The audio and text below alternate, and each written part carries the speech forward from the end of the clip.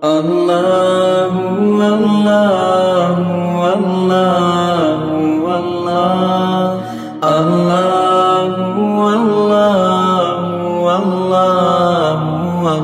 الله الله الله الله. أعوذ بالله من الشيطان الرجيم. بسم الله الرحمن الرحيم. إن الحمد لله نحمده ونستعينه ونستغفره ونؤمن به ونتوكل عليه ونعوذ بالله من شرور أنفسنا ومن سيئات أعمالنا من يهده الله فلا مضل له ومن يضلل فلا هادي له وأشهد أن لا إله إلا الله وحده لا شريك له وأشهد أن محمدا عبده ورسوله أما بعد فقد قال الله تعالى في القرآن العليم في الفرقان المجيد أعوذ بالله من الشيطان الرجيم بسم الله الرحمن الرحيم. يا أيها الناس اتقوا ربكم الذي خلقكم من نفس واحدة وخلق منها زوجها وبث منهما رجالا كثيرا ونساء اتقوا الله الذي تساءلون به والأرحام إن الله كان عليكم رقيبا. நம்ம போன கிளாஸ்ல 46 வசனங்கள் வரைக்கும் பார்த்துருந்தோம். ஒரு வாரம் கேப்பை விட்டுட்டு இப்ப நம்ம 2 வாரம் கேப் ஆயிருக்கு குரான் கிளாஸ்க்கு. இப்ப இன்னைக்கு நம்ம பார்க்க போறது என்ன அப்படின்னு பாத்தீங்கன்னா, அல்பக்கராவுடைய 47வது வசனத்துல இருந்து 62வது வசனம் வரைக்கும் பார்க்க போறோம். இது ஃபுல் சாப்டருமே எதை பத்தி பேசும் அப்படின்னு பாத்தீங்கன்னா, பனு இஸ்ராயலை பத்தி தான் பேசும். நான் ஏற்கனவே சொன்னேன், அல்பக்கரா யாரை பத்தி பேசும் அப்படின்னு சொன்னா, நம்ம அல்ஹம்து சூரா பார்க்கும் போதே சொன்னோம். அல்லாஹ் யார் மீது கோவப்பட்டானோ அவனுடைய வழி அல்லாத கோவப்பட்டவங்க மாதிரி கோவத்திற்கு ஆளாகாதவங்க பிளஸ் வழி தவறி செல்லாதவங்களுடைய வழிக்காக நம்ம பிரார்த்திக்கிறோம். அப்ப கோபத்துக்கு ஆளானவங்க யாரு அப்படிங்கிறத பத்தி நம்ம அல்பக்கரால தான் பார்க்கலாம். ஏன்னா நீங்க பாத்தீங்கன்னா, அல்பக்கரா மனித வாழ்க்கையில மிக முக்கியமான இடத்த பெற்றிருக்கு. அல்பக்கராவுடைய அத்தியாயம் நம்ம ஓதப்பட வேண்டிய மிக முக்கியமான அத்தியாயமாவும் இருக்குது. அப்ப இதுல பனு இஸ்ராயலை பத்தி அல்லாஹ் சொல்றான்னா எதுக்காண்டி சொல்றான், ஏன் சொல்றான்? அப்ப யூதர்களை பத்தி நம்ம தெரிஞ்சுக்க வேண்டியது என்ன? ஏன்னா ரசூலுல்லாஹ் சொல்றாங்க, ஒரு முன்னறிவிப்பு சொல்லும்போது சொல்றாங்க, எப்படி யூதர்கள் முளத்துக்கு முளம் ஜானுக்கு ஜான் என்னென்னலாம் செஞ்சாங்களோ அதெல்லாம் நீங்க அப்படியே ஃபாலோ பண்ணுவீங்க அப்படின்னு சொல்றாங்க. அப்பனா ஏதோ ஒரு செயல் நம்மள்ட்ட திரும்ப வருது, நம்மள்ட்ட இருக்க வேண்டிய பண்பு அதை நம்ம இருக்கக்கூடாத பண்பா மாத்தணும் அப்படின்னு சொன்னா நம்ம அவங்க என்ன பண்ணாங்க, அவங்கள்ட்ட இருந்த மிஸ்டேக் என்னங்கிறத தெரிஞ்சுக்கணும். அப்ப இந்த வசனத்துக்குள்ள போயிடலாம்.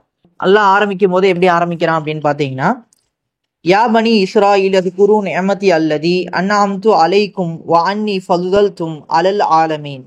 இஸ்ராயலின் வழித்தோன்றல்களே, நான் உங்களுக்கு வழங்கி இருந்த என் அருட்கொடையையும் உங்களை நான் உலகத்தோர் அனைவரிலும் மேன்மையாக்கி வைத்திருந்ததையும் நினைவு கூறுங்கள் அப்படின்னு சொல்றான். அதாவது அல்லாஹ் என்ன சொல்றான்னா, பனு இஸ்ராயலை பத்தி பேசுறான். இஸ்ராயல்னா யாரு? இஸ்ராயல்னா யாக்கூப் நபி. பனு இஸ்ராயல்னா யாக்கூப் நபியுடைய சந்ததிகள். அப்ப யாக்கூப் நபியுடைய சந்ததிகளை பார்த்து அல்லாஹ் என்ன சொல்றான் அப்படின்னு சொன்னா, உங்களை நான் உலகத்தார் அனைவரையும் விட சிறப்பித்து வச்சிருந்தேன், அதை நீங்க நினைவு கூறுங்க அப்படின்னு சொல்றான். என்னென்னலாம் கொடுத்து அல்லாஹ் சிறப்பிச்சான், அவங்களுக்கு சிறப்புகள்னு என்ன கிடைச்சிச்சு? ஆமா, இப்ராஹிம் நபிக்கு அப்புறமா இப்ராஹிம் நபியுடைய வழித்தோன்றல்கள்ல இருந்தும் நபிமார்கள் வராங்க. அப்ப அப்படி வரக்கூடிய நபிமார்கள் எப்படி இருக்கிறாங்க அப்படின்னு பாத்தீங்கன்னா, அந்த குறிப்பிட்ட யாக்கூப் நபியுடைய வழியில இருந்து தான் வராங்க. இஸ்மாயில், அதாவது இசஹாக்கு அப்புறம் யாக்கூபுக்கு அப்புறம் யூசுஃபுக்கு அப்புறம் மூசா ஹாரூனு, அதுக்கப்புறம் யூசா பின் நூன்னு சொல்லிட்டு அப்படியே நபிமார்களுடைய எண்ணிக்கை அப்படியே அந்த வழியில தான் வருது.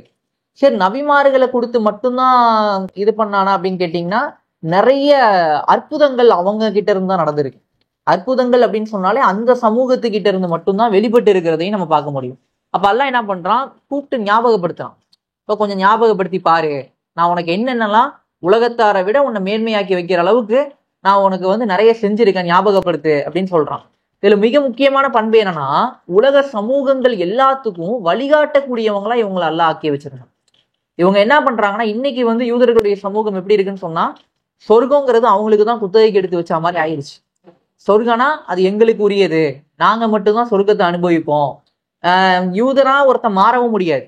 அல்லாஹ்வை ஏத்துக்கிறதோ யூதனா மாறுறதோ வேதத்தை தொடுறதுக்கோ மற்ற யாருக்கும் அனுமதி கிடையாதுங்கிற லெவல்ல தான் அவங்களுடைய கொள்கை இருக்குது. அப்ப என்ன பண்ணுவாங்கன்னா, யூதர் அல்லாத யாரையுமே அவங்க மனிதர்களாவே பார்க்க மாட்டாங்க. அவங்க இப்ப நம்ம என்ன நினைச்சுக்கிட்டு இருக்கோம், நம்ம போன கிளாஸ்ல என்ன பார்த்தோம், மனித உயிர் அதாவது ஆதமுக்கு எல்லா ஜீவராசிகளும் அதாவது மலக்குமார்கள் சஜிதா செஞ்சிருக்கிறாங்க, உலகம் அவனுக்கு வாக்களிக்கப்பட்டிருக்கு, உலகத்திற்கான பூமிக்கான பிரதிநிதியா அவன் நியமிக்கப்பட்டிருக்கான் அப்படிங்கிறத பார்த்தோம். அப்ப என்னன்னா, இறைவனோட அனுமதியோட இறைவனை ஹலாலாக்குன எல்லாத்தையுமே இந்த மனிதன் அனுபவிக்க முடியும்.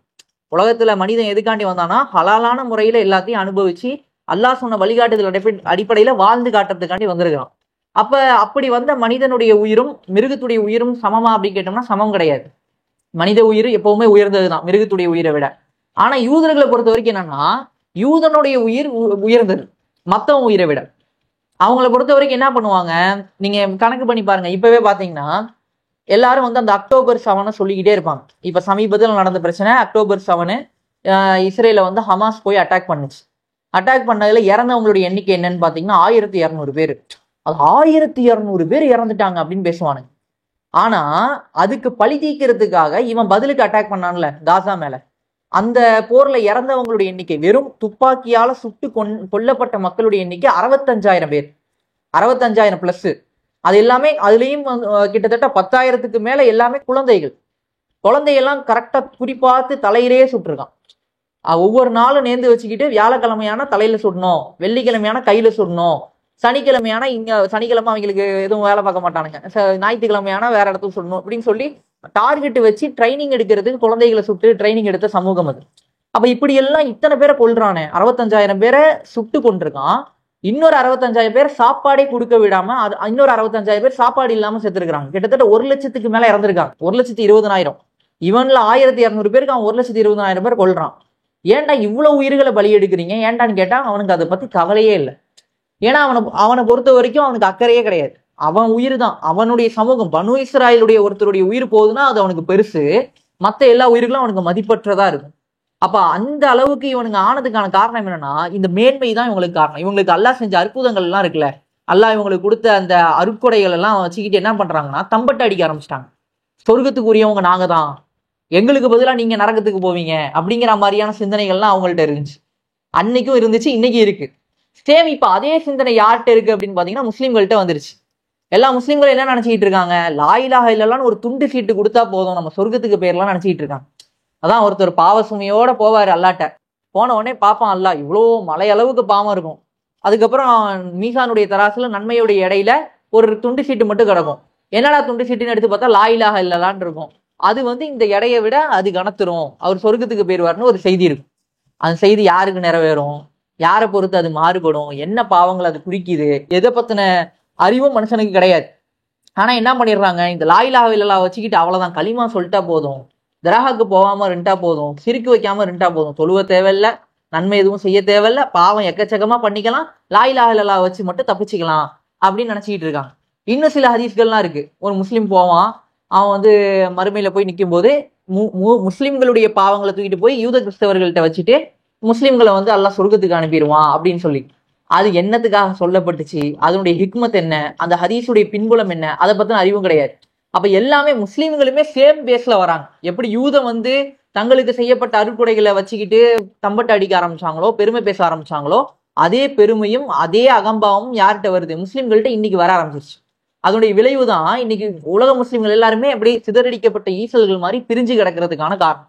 அப்ப அல்லாஹ் என்ன பண்றான், இவங்களுக்கு செய்யப்பட்ட அந்த அருட்குறைகளை எல்லாம் வந்து சொல்றான், நினைவு கூறுங்கள், மேலும் ஒரு நாளை நீங்கள் அஞ்சு கொள்ளுங்கள். அல்லாஹ் என்ன சொல்றான், ஒரு நாளை நீங்க அஞ்சிக்குங்க. எந்த நாள், மறுமை நாளை பத்தி அல்லாஹ் பேசுறான். என்ன சொல்றான், அந்நாள் எவரும் மற்றவருக்கு எந்த பரிந்துரையும் செய்ய, அதாவது ஒருவர் அந்நாளில் எவரும் மற்றவருக்கு எதையும் கொடுத்து உதவ முடியாது. அவங்க யாருக்கும் எதையும் கொடுத்து உதவ முடியாது.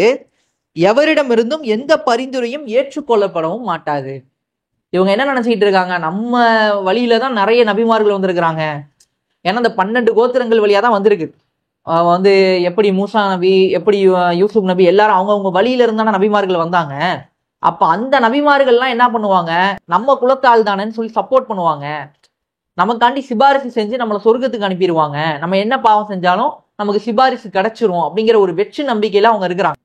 அது மட்டும் இல்லாம அல்லாஹ்வுக்கு ரொம்ப செல்ல புள்ள நினைச்சிட்டு இருக்காங்க. காட் சூசன் பீப்புள், கடவுள் தேர்ந்தெடுத்த குழந்தைகள் இவங்களாம், மக்கள் இவங்களாம் அப்படின்னு அவங்க நம்பிக்கிட்டு இருக்கிறாங்க. அப்ப இதை சொல்லும் போது அல்லாஹ் குர்ஆன்ல என்ன பண்றான், அப்படிலாம் இல்ல, ஒரு நாள் அஞ்சுக்கோ, அந்த நாள்ல நீ எதை கொடுத்தும் உனக்கு கிடைக்க வேண்டிய தண்டனையை மாத்திக்க முடியாது, யாரும் உனக்கு சப்போர்ட் பண்ணி பேச முடியாது. அப்புறம் என்ன சொல்றான், எவரிடம் இருந்தும் மீட்பு பணம் பெறப்பட்டு எவரும் விடுதலை செய்யப்பட மாட்டார்கள். குற்றவாளிகளான அவர்களுக்கு எந்த உதவியும் செய்யப்பட மாட்டாது அப்படின்னு நல்லா சொல்றான். நீங்க நல்லா பாத்தீங்கன்னா இந்த ஈட்டு தொகை இதெல்லாம் பாத்தீங்கன்னா கிட்டத்தட்ட பனு இஸ்ராயல்களுக்கு ரொம்ப பழக்கப்பட்ட சொற்கள் இதெல்லாம். ஏன்னா அவங்க என்ன பண்றாங்க, எகிப்துல இருந்து மூசா நபியோடைய கடல் பிளக்கப்பட்டு அதுக்கப்புறம் போறாங்க ஒரு ஊருக்கு. அந்த ஊருக்கு போய் என்ன பண்றாங்க, மூசா நபிக்கு அவங்க ஹெல்ப் பண்ணல. அப்புறம் 40 ஆண்டுகள் அவங்களுக்கு அந்த ஊர் தடுக்கப்பட்டுச்சு. எவ்வளவோ ட்ரை பண்ணி அந்த ஊருக்குள்ள போக முடியல. அதுக்கப்புறமா வேற நபி வராங்க, யாரு, தாவூது நபி வராங்க. தாவூது நபி மூலியமா அந்த ஊரை ஜெயிக்கிறாங்க. அதுக்கப்புறம் ஆட்சிலாம் வருது. திரும்ப சுலைமான் நபிக்கு பிறகு இவங்க குழப்பம் பண்றாங்க. மீண்டும் என்ன பண்றாங்க, சுலைமான் நபிக்கு அப்புறம் பைத்துல் முகத்தஸ்ல சிலைகளை தூக்கிட்டு வந்து வச்சு வணங்க ஆரம்பிக்கிறாங்க. அப்ப இந்த பிழைகள்லாம் செய்ய ஆரம்பிச்சோன்னா எல்லாம் என்ன பண்றான், வெளியில இருந்து ஒரு மன்னர் வந்து பைத்துல் முகத்தஸை இடிச்சு தரமட்டமாக்கிட்டு இவங்களெல்லாம் அடிமைகளா பிடிச்சிட்டு போயிடுறாரு. எந்த ஊர் மன்னர்னா பாபிலோன் அப்படின்னு சொல்லுவாங்க. இந்த எல்லா கார்ட்டூன் படத்துலையும் பாத்தீங்கன்னா சூனியம் பண்றது, இந்த மேஜிக், இதெல்லாம் வந்து பாபிலோன் அப்படிங்கிற ஊரோடய மெர்ஜ் பண்ணி காட்டுவாங்க. அந்த ஊருக்கு இவங்க அடிமைகளா பிடிக்கப்பட்டாங்க. அப்ப அந்த ஊர்ல இருந்து இவங்களை யாரு விடுதலை செய்யறானா, அங்க சைரஸ்னு ஒரு மன்னரை வந்து பைபிள் சொல்லுது. அந்த சைரஸ்ங்கிற மன்னருக்கு இணையா துல்கர்னைனுங்கிற குரான்ல சொல்லப்படுற ஆள் வந்து பொருத்தமா இருக்கிறதா அறிஞர்கள் ஆய்வு செய்யறாங்க. அப்ப இப்படியெல்லாம் வந்து அந்த ஆய்வுகளை முன் வச்சு அவங்க வந்து ஈட்டு தொகை கொடுத்துதான் விடுதலை செய்வாங்க. அதே மாதிரி முன்னாடி இருந்த பனு இஸ்ராயலுடைய சமூகமும் ஒற்றுமையாலாம் இல்லை. அவங்களுக்குள்ளேயே சண்டை சச்சரவு இருக்கும். யூதான்னு ஒரு தனி தேசமா இருந்தாங்க, பனு இஸ்ராயல்கள்லாம் தனியா இருந்தாங்க. 2 பேரும் அடிச்சுக்குவாங்க, ஒருத்தர் எதிரிகள்கிட்ட காட்டி கொடுத்துப்பாங்க. அப்படி அவங்கள வந்து அடிமையா பிடிச்சிட்டு போயிடுவாங்க. சண்டை நடந்துடும். பிணை கைதிகள் ஆன பிறகு அவங்கள்ட்ட பணம் கொடுத்து இவங்க விடுதலை செஞ்சு பேர் வாங்கிப்பாங்க. சகோதரனை காப்பாற்றிய சகோதர சமூகம் அப்படிங்கிற மாதிரி பேர் வாங்கிக்கிறதுக்காண்டி இதெல்லாம் பண்ணுவாங்க. அப்ப இந்த மாதிரிலாம் நீ பண்ணிக்கிட்டு இருந்தீல, மறுமையில வந்து இதெல்லாம் நீ பண்ண முடியாது, உனக்கு சப்போர்ட் பண்றதுக்குலாம் ஆள்லாம் இருக்காது அப்படிங்கிறத அல்லாஹ் சொல்றான். இது மூலியமா முஸ்லீம்களுக்கு இதைத்தான் அல்லாஹ் சொல்றான். பார்த்துக்கோ, மறுமையை அஞ்சிக்கோ. இந்த அகம்பாவம், நான் தான் எல்லாம், இந்த குரான் வந்து எங்களுக்கு தான் அருளப்பட்டுச்சு, நம்ம சொர்க்கத்துக்குரியவங்க, லா இலாஹா இல்லல்லாஹ் வச்சு தப்பிச்சுக்கலாம் அப்படின்லாம் நினைக்காத, உனக்கும் ஆப்பு இருக்குது, அதனால நீ பார்த்து இருந்துக்கோ அப்படின்னு சொல்லி அல்லாஹ் இது மூலியமா வார்னிங்கும் கொடுத்துட்றான். கொடுத்துட்டு என்ன பண்றான், ஃபிரௌனுடைய கூட்டத்தாரின் அடிமை தலையிலிருந்து நாம் உங்களுக்கு விடுதலை அளித்த சந்தர்ப்பத்தையும் நினைவு கூறுங்கள். ஃபிரௌனுடைய டாபிக் வருது. அல்லாஹ் கொஞ்சம் கொஞ்சமா ஸ்டெப் பை ஸ்டெப்பா ஒண்ணா ஞாபகப்படுத்தி கேட்கிறான். ஃபிரௌனுடைய டாபிக்கை பத்தி அல்லாஹ் பேசுறான். என்ன சொல்றான், ஃபிரௌனுடைய கூட்டத்தாரின் அடிமை தலையிலிருந்து நாம் உங்களுக்கு விடுதலை அளித்த சந்தர்ப்பத்தையும் நினைவு கூறுங்கள். அவர்கள் கொடிய வேதனையில் உங்களை ஆழ்த்தி வைத்திருந்தார்கள். என்ன வேதனை? ஆண் மக்களை எல்லாம் கொன்றொழித்துக் கொண்டும் உங்களுடைய பெண் மக்களை உயிருடன் விட்டு வைத்துக் கொண்டும் இருந்தார்கள். இதன் மூலம் உங்கள் இறைவனிடமிருந்து உங்களுக்கு மாபெரும் சோதனை ஏற்பட்டிருந்தது அப்படின்னு அல்லாஹ் சொல்றான். என்ன நடக்குது அப்படின்னு பாத்தீங்கன்னா, முதல்ல பனு இஸ்ராயலுங்க அப்படிங்கிறவங்க, அதாவது எகிப்தை பொறுத்த வரைக்கும் எகிப்து நாகரிகத்துல உச்சம் பெற்ற சமூகம். நீங்க போய் இன்னைக்கு ஸ்கூல் புக்ல பார்த்தாலும் சரி, வரலாறு ரீதியா போய் பார்த்தாலும் சரி, வளர்ச்சி பெற்ற சமூகங்கள் இருக்குல்ல, நாகரிகத்துடைய உச்சத்தை பெற்ற சமூகங்கள்ல அந்த எகிப்துடைய சமூகம், ஃபிரௌனுடைய அந்த பிரமிடு சமூகம் இருக்காங்களே, அவங்க ரொம்ப உயர்ந்தவங்க. அவங்க மற்ற மனிதர்கள் எல்லாம் மதிக்கவே மாட்டாங்க. அதுவும் குறிப்பா அந்த ஆடு மாடு மேய்க்கிறவங்களை மதிக்கவே மாட்டாங்க. பனு இஸ்ராயலுடைய குலத்தொழிலே என்ன, ஆடு மாடு மேய்க்கிறது தான். நபிமார்கள் எல்லாரும் ஆடு மேய்ச்சிருக்கிறாங்க. அப்ப அந்த மக்களை இவங்க மதிக்க மாட்டாங்க. ஆனா யூசுப் நபியுடைய அறிவு காரணமா, யூசுப் நபியுடைய மதிப்பின் காரணமா அவங்க என்ன பண்ணாங்க, அந்த சமூகத்தை ஏத்துக்கிட்டாங்க. அந்த மன்னர் சமூகம் என்ன பண்ணுச்சு, ஃபிரௌன் சமூகம் அவங்களை வந்து உள்ள கொண்டு வந்துச்சு. உள்ள கொண்டு வரும்போது பனு இஸ்ராயல் எத்தனை பேர் அப்படின்னு பாத்தீங்கன்னா அந்த 12 பேர் தான். யாக்கூப் நபியுடைய 12 பேரு, அவங்களுடைய மனைவி மக்கள், இவங்களாம் தான் இருந்தாங்க. இப்படி போன சமூகம் என்ன ஆகுது, 400 வருடங்கள்ல பல்கி பெருகிருது. ஏன்னா 12 பேரும் சும்மா ஒரு கல்யாணம் பண்ணிருக்க மாட்டாங்க, 2 கல்யாணம் பண்ணியிருப்பாங்க. அவங்களுக்கு ஒரு ஆளுக்கே 4 ஒய்ஃபு, 4 ஒய்ஃபுக்கு 12 புள்ளனா அப்ப எத்தனை பேர், எத்தனை ஒய்ஃபு, எத்தனை பிள்ளைங்க பிறந்திருக்கும். அப்ப இவ்வளோ ஜென்ரேஷன் பெருகிருச்சு. எந்த அளவுக்கு பெருகிருச்சுன்னா பாதிக்கு பாதி வந்துருச்சு. அப்ப இந்த ஜென்ரேஷனை பார்த்து அவங்க பயப்படுறாங்க எகிப்து. ஏன்னா இவன் நம்ம ஊருக்காரன் கிடையாது, நம்மளுக்கு சப்போர்ட் பண்ணுவானா தெரியாது. அப்ப என்ன பண்ணுவான், நமக்கு எதிராக செயல்பட்டுட்டானா என்ன பண்றது, எதிரிகள்கிட்ட போய் தஞ்சம் அடைஞ்சுக்கிட்டு நமக்கு எதிராக சூழ்ச்சி பண்ணிட்டானா என்ன செய்யறது, துரோகி ஆயிட்டானா என்ன செய்யறது. இப்போ முஸ்லீம்கள் இருக்கிறோம் இந்தியால, என்ன பண்றாங்க, பிள்ளைகளோட ஸ்கூலுக்கு சேர்க்கிறோம், இல்ல நம்மளே வந்து ஏதாவது ஒரு இடத்துக்கு வேலைக்கு போறோம். எங்க போனாலுமே ஏதோ ஒரு சபை, பெரும் வேற சமூக மக்களோட நம்ம மிங்கிள் ஆகுற மாதிரியான சபை இருந்துச்சுன்னா பெரும்பான்மையான மக்கள் நம்மளை எப்படி பார்ப்பாங்க அப்படின்னு பாத்தீங்கன்னா, நம்மளை வந்து தீவிரவாத நோக்கத்தோடையே பார்ப்பாங்க. நான் ஸ்கூல் படிக்கும் போது ஸ்கூல் புக்கில் ஏதாவது வரும், ஏதாவது முஸ்லீம் மன்னர் வந்தாரு, படையெடுத்தாரு, வந்து இந்த மாதிரி ஆட்சியை கைப்பற்றிட்டாரு அப்படிலாம் வந்துருச்சுன்னா உடனே என்ன திரும்பி பார்ப்பாங்க. அதுவும் எங்க அம்மா என்ன வந்து என்ன பண்ணிட்டாகா, இருக்கிறதுலையே முஸ்லீம் மக்கள் அதிகமா கம்மியா இருக்கிறது ஸ்கூல்லே ஒருத்தன் அது நான் தான் அப்படிங்கிற மாதிரி ஒரு ஸ்கூல்ல போய் சேர்த்து விட்டாகா. அப்ப என்ன பண்ணாலும் நான் என்னையே திரும்பி பார்ப்பானுங்க, என்னடா எது வந்தாலும் என் பேரை பாக்குறீங்கிற மாதிரி திரும்பி என்னையே பார்ப்பாங்க. காலேஜ் படிக்கும் போது என்னன்னா ஆதார் கார்டு இல்லை, லேப்டாப் கொடுக்க போறாங்க, அம்மா லேப்டாப் வருது, வந்து ஆதார் கார்டு எல்லாம் கொண்டு வாங்கங்கிறாங்க. எங்க அம்மா எனக்கு ஆதார் கார்டே எடுக்கல. அப்பதான் போய் இந்த கை வச்சு ஸ்லிப்பு வாங்கிட்டு வர வேண்டிய டைம். அப்ப நான் என்ன பண்றேன், சார் என்கிட்ட ஆதார் கார்டு இல்லை அப்படிங்கிறேன். ஆதார் கார்டு இல்லைன்னா நீ பாகிஸ்தான் தான் போகணுங்கிறாரு வாத்தியார். அப்ப இவங்களுடைய பார்வையே என்னவா இருக்குன்னா, வெறுமனே நம்ம எல்லாருமே அந்நியர்களா பாக்குறது, இந்த ஊர் நம்ம குடிமக்கள் அப்படின்னு பாக்குறதெல்லாம் இல்லாம அந்நிய ஆளா பாக்குறது, இவன் நம்ம ஊருக்காரன் இல்லைங்கிற மாதிரி பாக்குறது. கிரிக்கெட் மேட்ச்ல எவனாவது இந்தியா பாகிஸ்தான் மேட்ச் நடக்கும், நான் பக்கா இந்தியா சப்போர்ட்டரா இருப்பேன். ஆனா சம்மந்தமே இல்லாம நம்ம என்ன பண்ணுவானுங்க, பாகிஸ்தான் ஜெயிச்சிருச்சு அப்படின்ன உடனே உங்க ஆளுங்க ஜெயிச்சிட்டாங்கன்னு பெருமையா இருக்க மாட்டேன், நான் ஏன்டா பெருமைப்படுறேன். ஆனா இந்த மாதிரியான இது எல்லா இடத்துலயுமே இருக்கும். சேம் அதே மாதிரி எகிப்து மக்கள்கிட்ட பனு இஸ்ராயல் மேல இருக்குது. பனு இஸ்ராயலை பார்த்தாலே அவங்களுக்கு ஒரு வெறுப்பு வருது, இவன் வந்து துரோகி தான், அவன் நல்லவன் கிடையாது அப்படிங்கிற பார்வையிலே இருக்கிறாங்க. அந்த பார்வையினுடைய வெளிப்பாடு என்ன ஆகுதுன்னா, அவங்களுடைய எண்ணிக்கை பெருக பெருக பெருக இவங்களுக்கு பயம் வந்துருச்சு. அப்ப என்ன பண்றாங்க, இவங்களுடைய எண்ணிக்கை பெருக கூடாது, அப்பனா என்ன பண்ணணும், இவங்களுடைய ஆண் மக்கள் எல்லாம் கொன்றொழிக்கணும். நம்ம 3 வருஷத்துக்கு ஒரு தடவை, வருஷத்துல ஒரு வாட்டி நம்ம நோம்பு பிடிக்கிற மாதிரி, எப்படி இவங்க ஆடி மாசம் வந்து இந்த மாதிரி பிரிச்சு வைப்பாங்களே கணவன் மனைவிய, இல்ல புரட்டாசி மாசம் நான்வெஜ் சாப்பிடாத மாதிரி 3 வருஷத்துக்கு ஒரு தடவை எங்க ஆண் குழந்தையெல்லாம் கொண்டுறணும்னு முடிவு எடுத்துருவாங்க. அந்த குறிப்பிட்ட ஒரு வருடம் என்ன பண்ணிடுவாங்க, எப்பெல்லாம் ஆண் குழந்தைகள் பிறக்குதோ அந்த ஆண் குழந்தைங்கள்லாம் கொண்டுருவாங்க. அப்படி பிறந்த ஒரு ஆண் குழந்தை தான் யாரு, மூசா நபி. தப்பிச்சிடுறாரு. அவரை தப்பிச்சு என்ன பண்றாரு, நேரா யாரு வந்து தலை வெட்டுறானோ அவங்கிட்டே போய் மவனா வளர்றாரு. அப்ப அப்படிப்பட்ட சூழல் ஏற்படும் போது அல்லாஹ் என்ன பண்றான், இதை நினைவு கூறுறான், உங்களுடைய ஆண் மக்கள் எல்லாம் கொன்றொழிச்சான். அப்ப ஆண் மக்களை எல்லாம் கொன்றொழிச்சுட்டு பெண் மக்கள் எல்லாம் விட்டு வச்சான். ஏன்னா பெண்களால எதுவும் செய்ய முடியாது, அந்த எண்ணிக்கை பெருகாது. ஆண்கள் இல்லாம ஒரு சமூகம் பெருகாது, அது பெருகினாலும் பயனில்லாது. வலிமையான சமூகமா எது பார்க்கப்படும்னா, ஆண் மக்கள் இருக்கிற சபைகள் தான் பார்க்கப்படும். ஏன்னா அவனாலதான் எல்லாம் செய்ய முடியுங்கிற துணிவு இருக்கும். ஒரு குடும்பமே எப்படி எதிர்பார்க்குது, எத்தனை பெண் பிள்ளைகள் பிறந்தாலும் அது நற்செய்தின்னு சொன்னாலும் ஆண் மக்கள்ங்கிறது வந்து அந்த குடும்பத்தினுடைய வலிமைக்கான அடையாளம், பாதுகாப்புக்கான அடையாளம். ஆண் இல்லாத இது எப்படின்னா ஒரு பாதுகாப்பற்ற சூழலா கருதப்படும். அப்ப அந்த அடிப்படையில் என்ன பண்றான், ஆண் மக்கள் எல்லாம் கொன்றொழிச்சிட்டு பெண் மக்கள் எல்லாம் விட்டு வைக்கிறான். அப்ப அல்லாஹ் என்ன பண்றான், மேலும் நாம் உங்களுக்காக கடலை பிளந்து வழி ஏற்படுத்தி தந்து பின்னர் உங்களை காப்பாற்றி நீங்கள் பார்த்து கொண்டிருக்கும் போதே ஃபிரௌனின் கூட்டத்தாரை நாம் மூழ்கடித்ததையும் எண்ணி பாருங்கள். நான் அப்ப என்ன பண்ணேன், இப்படிலாம் இருந்த சூழல்ல மூசாவை அனுப்பின தூதரா, மூசா வந்தாரு, உங்களை கூப்பிட்டுக்கிட்டாரு, ஃபிரௌனை எதிர்த்து பேசினாரு, ஃபிரௌன்ட்ட இருந்து உங்க சமூகத்தை பாதுகாத்தாரு. கடல் பிளந்து அவன் மூழ்கடிக்கிறத நீங்க கண்ணால பாத்தீங்க. இப்ப யதார்த்தம் என்னன்னா, இதுவரைக்கும் இறைவனை பார்க்காத சமூகம் இது கிடையாது. ஏன்னா இப்ராஹிம் நபியுடைய மகன்களுடைய வழி, யாக்கூப் நபியுடைய சந்ததி இது. 12 மகன்களும் எப்படி இருந்திருப்பாங்க, அந்த சமூகத்திலிருந்து வந்த ஒரு சந்ததி கூட்டம் இது.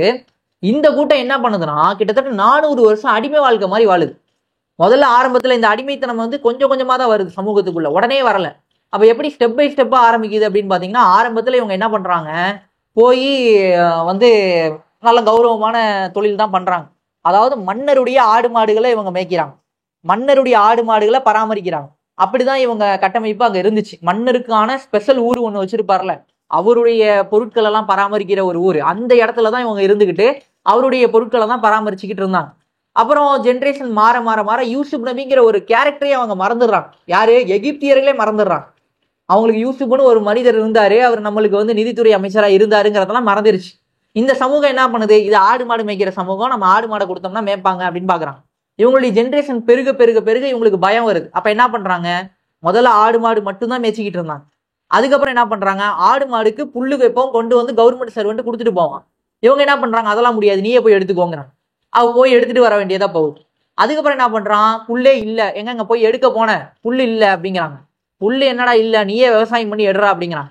அப்போ ஒரு ஆடு மாடு மேய்க்கிறதுக்காண்டி என்னென்ன சோர்ஸை உருவாக்கணுமோ எல்லாத்தையுமே இந்த சமூகமே உருவாக்குற மாதிரி ஆகுது. அதெல்லாம் டைம்குள்ள பண்ணணும், ப்ராப்பரா பண்ணணும். பண்ணலைன்னா அடிப்பாங்க. மற்ற தொழில்கள்லையும் இவங்களுக்கு தெரியாத தொழில்கள்ல இவங்களுக்கு ஈடுபட வைக்கிறாங்க. பிரமிடு கட்டுறதுக்கு, வீடு கட்டுறதுக்கு, அரசாங்க ஊழியர்கள் வேலை பார்க்கறதுக்கு, ரோடு போடுறதுக்கு, எல்லாத்துக்குமே இவங்களை பயன்படுத்தும் போது இவங்க அடிமைத்தன வாழ்க்கையில இருக்கிறாங்க. ஆனா அங்க கிடைக்க வேண்டிய சாப்பாடு கிடைச்சிட எல்லாம் ஓகே தான். ஆனா இது அடிமைத்தனமானு கேட்டா அடிமைத்தனம் தான். ஊர்ல இருக்கிறவன் எல்லாம் 4 மணி நேரம் தான் வேலை பார்க்கறான். காலைல எந்திரிக்கிறான், ஜாலியா இருக்கிறான், சாயங்காலம் 5 நிமிஷம் போய் பிசினஸ் பண்ணிட்டு வரான், 2000 ரூபாய் 3000 ரூபாய் சம்பாரிச்சுட்டான், வீட்டுக்கு வந்துட்டான்னு ஒரு வாழ்க்கை வாழ்ந்துகிட்டு இருக்கான்.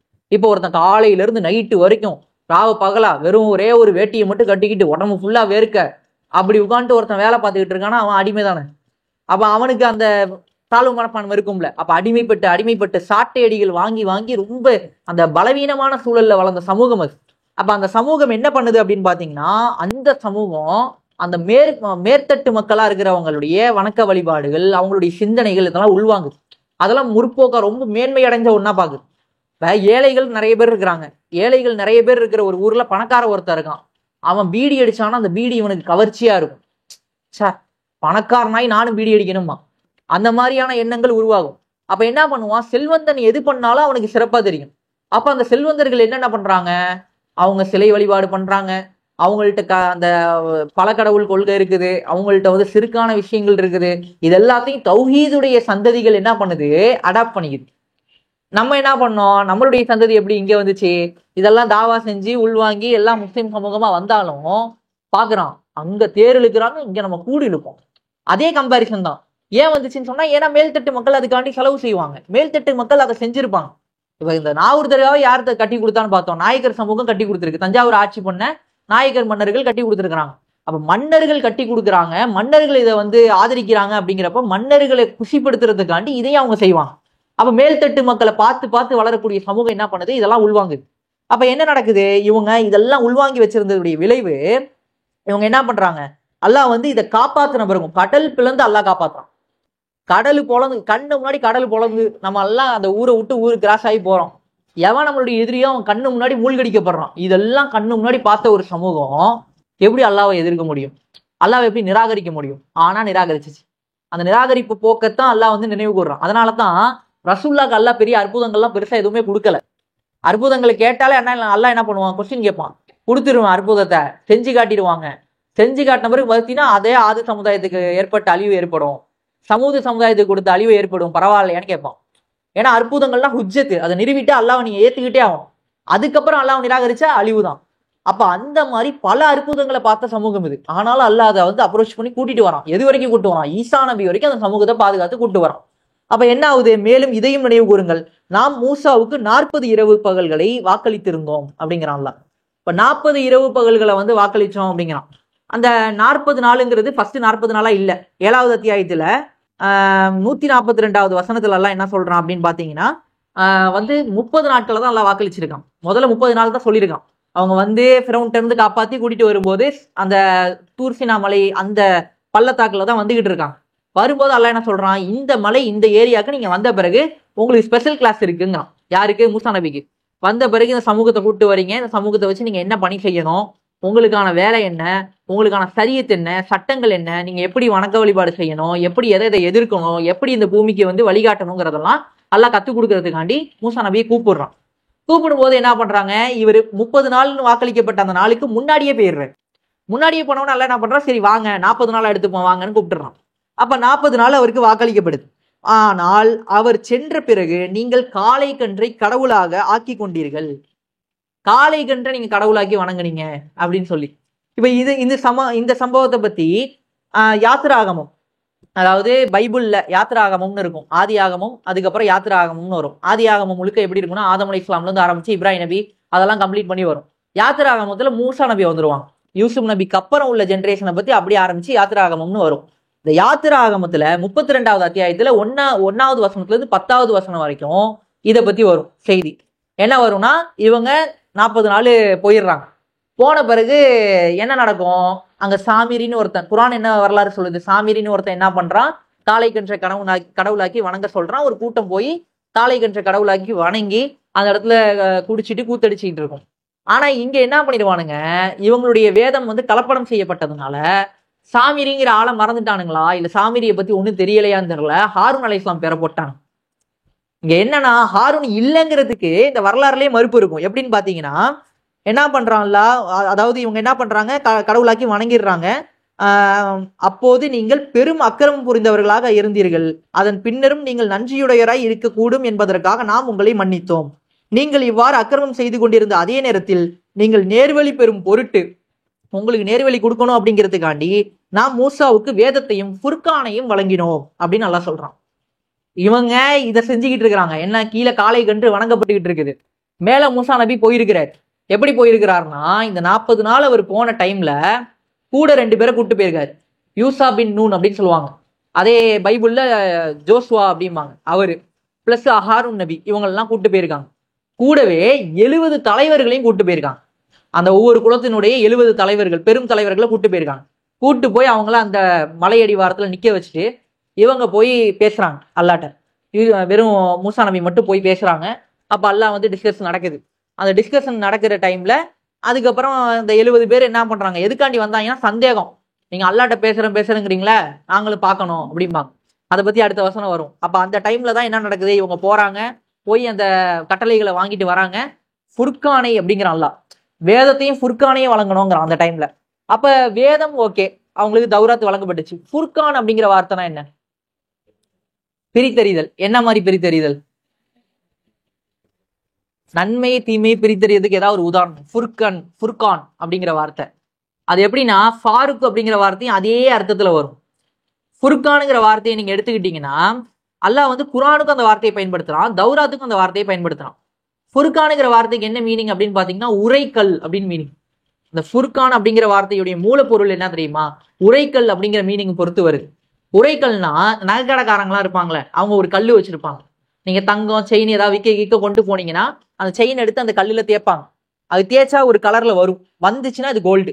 அதுவும் 916 999 இல்ல அதுலயே விட மட்டமான கோல்டா, வெள்ளிலேயே ஒரிஜினல் வெள்ளியா, டூப்ளிகேட்டா, இதெல்லாம் அந்த கல்லுல தேய்ச்சி கண்டுபிடிக்க முடியும்.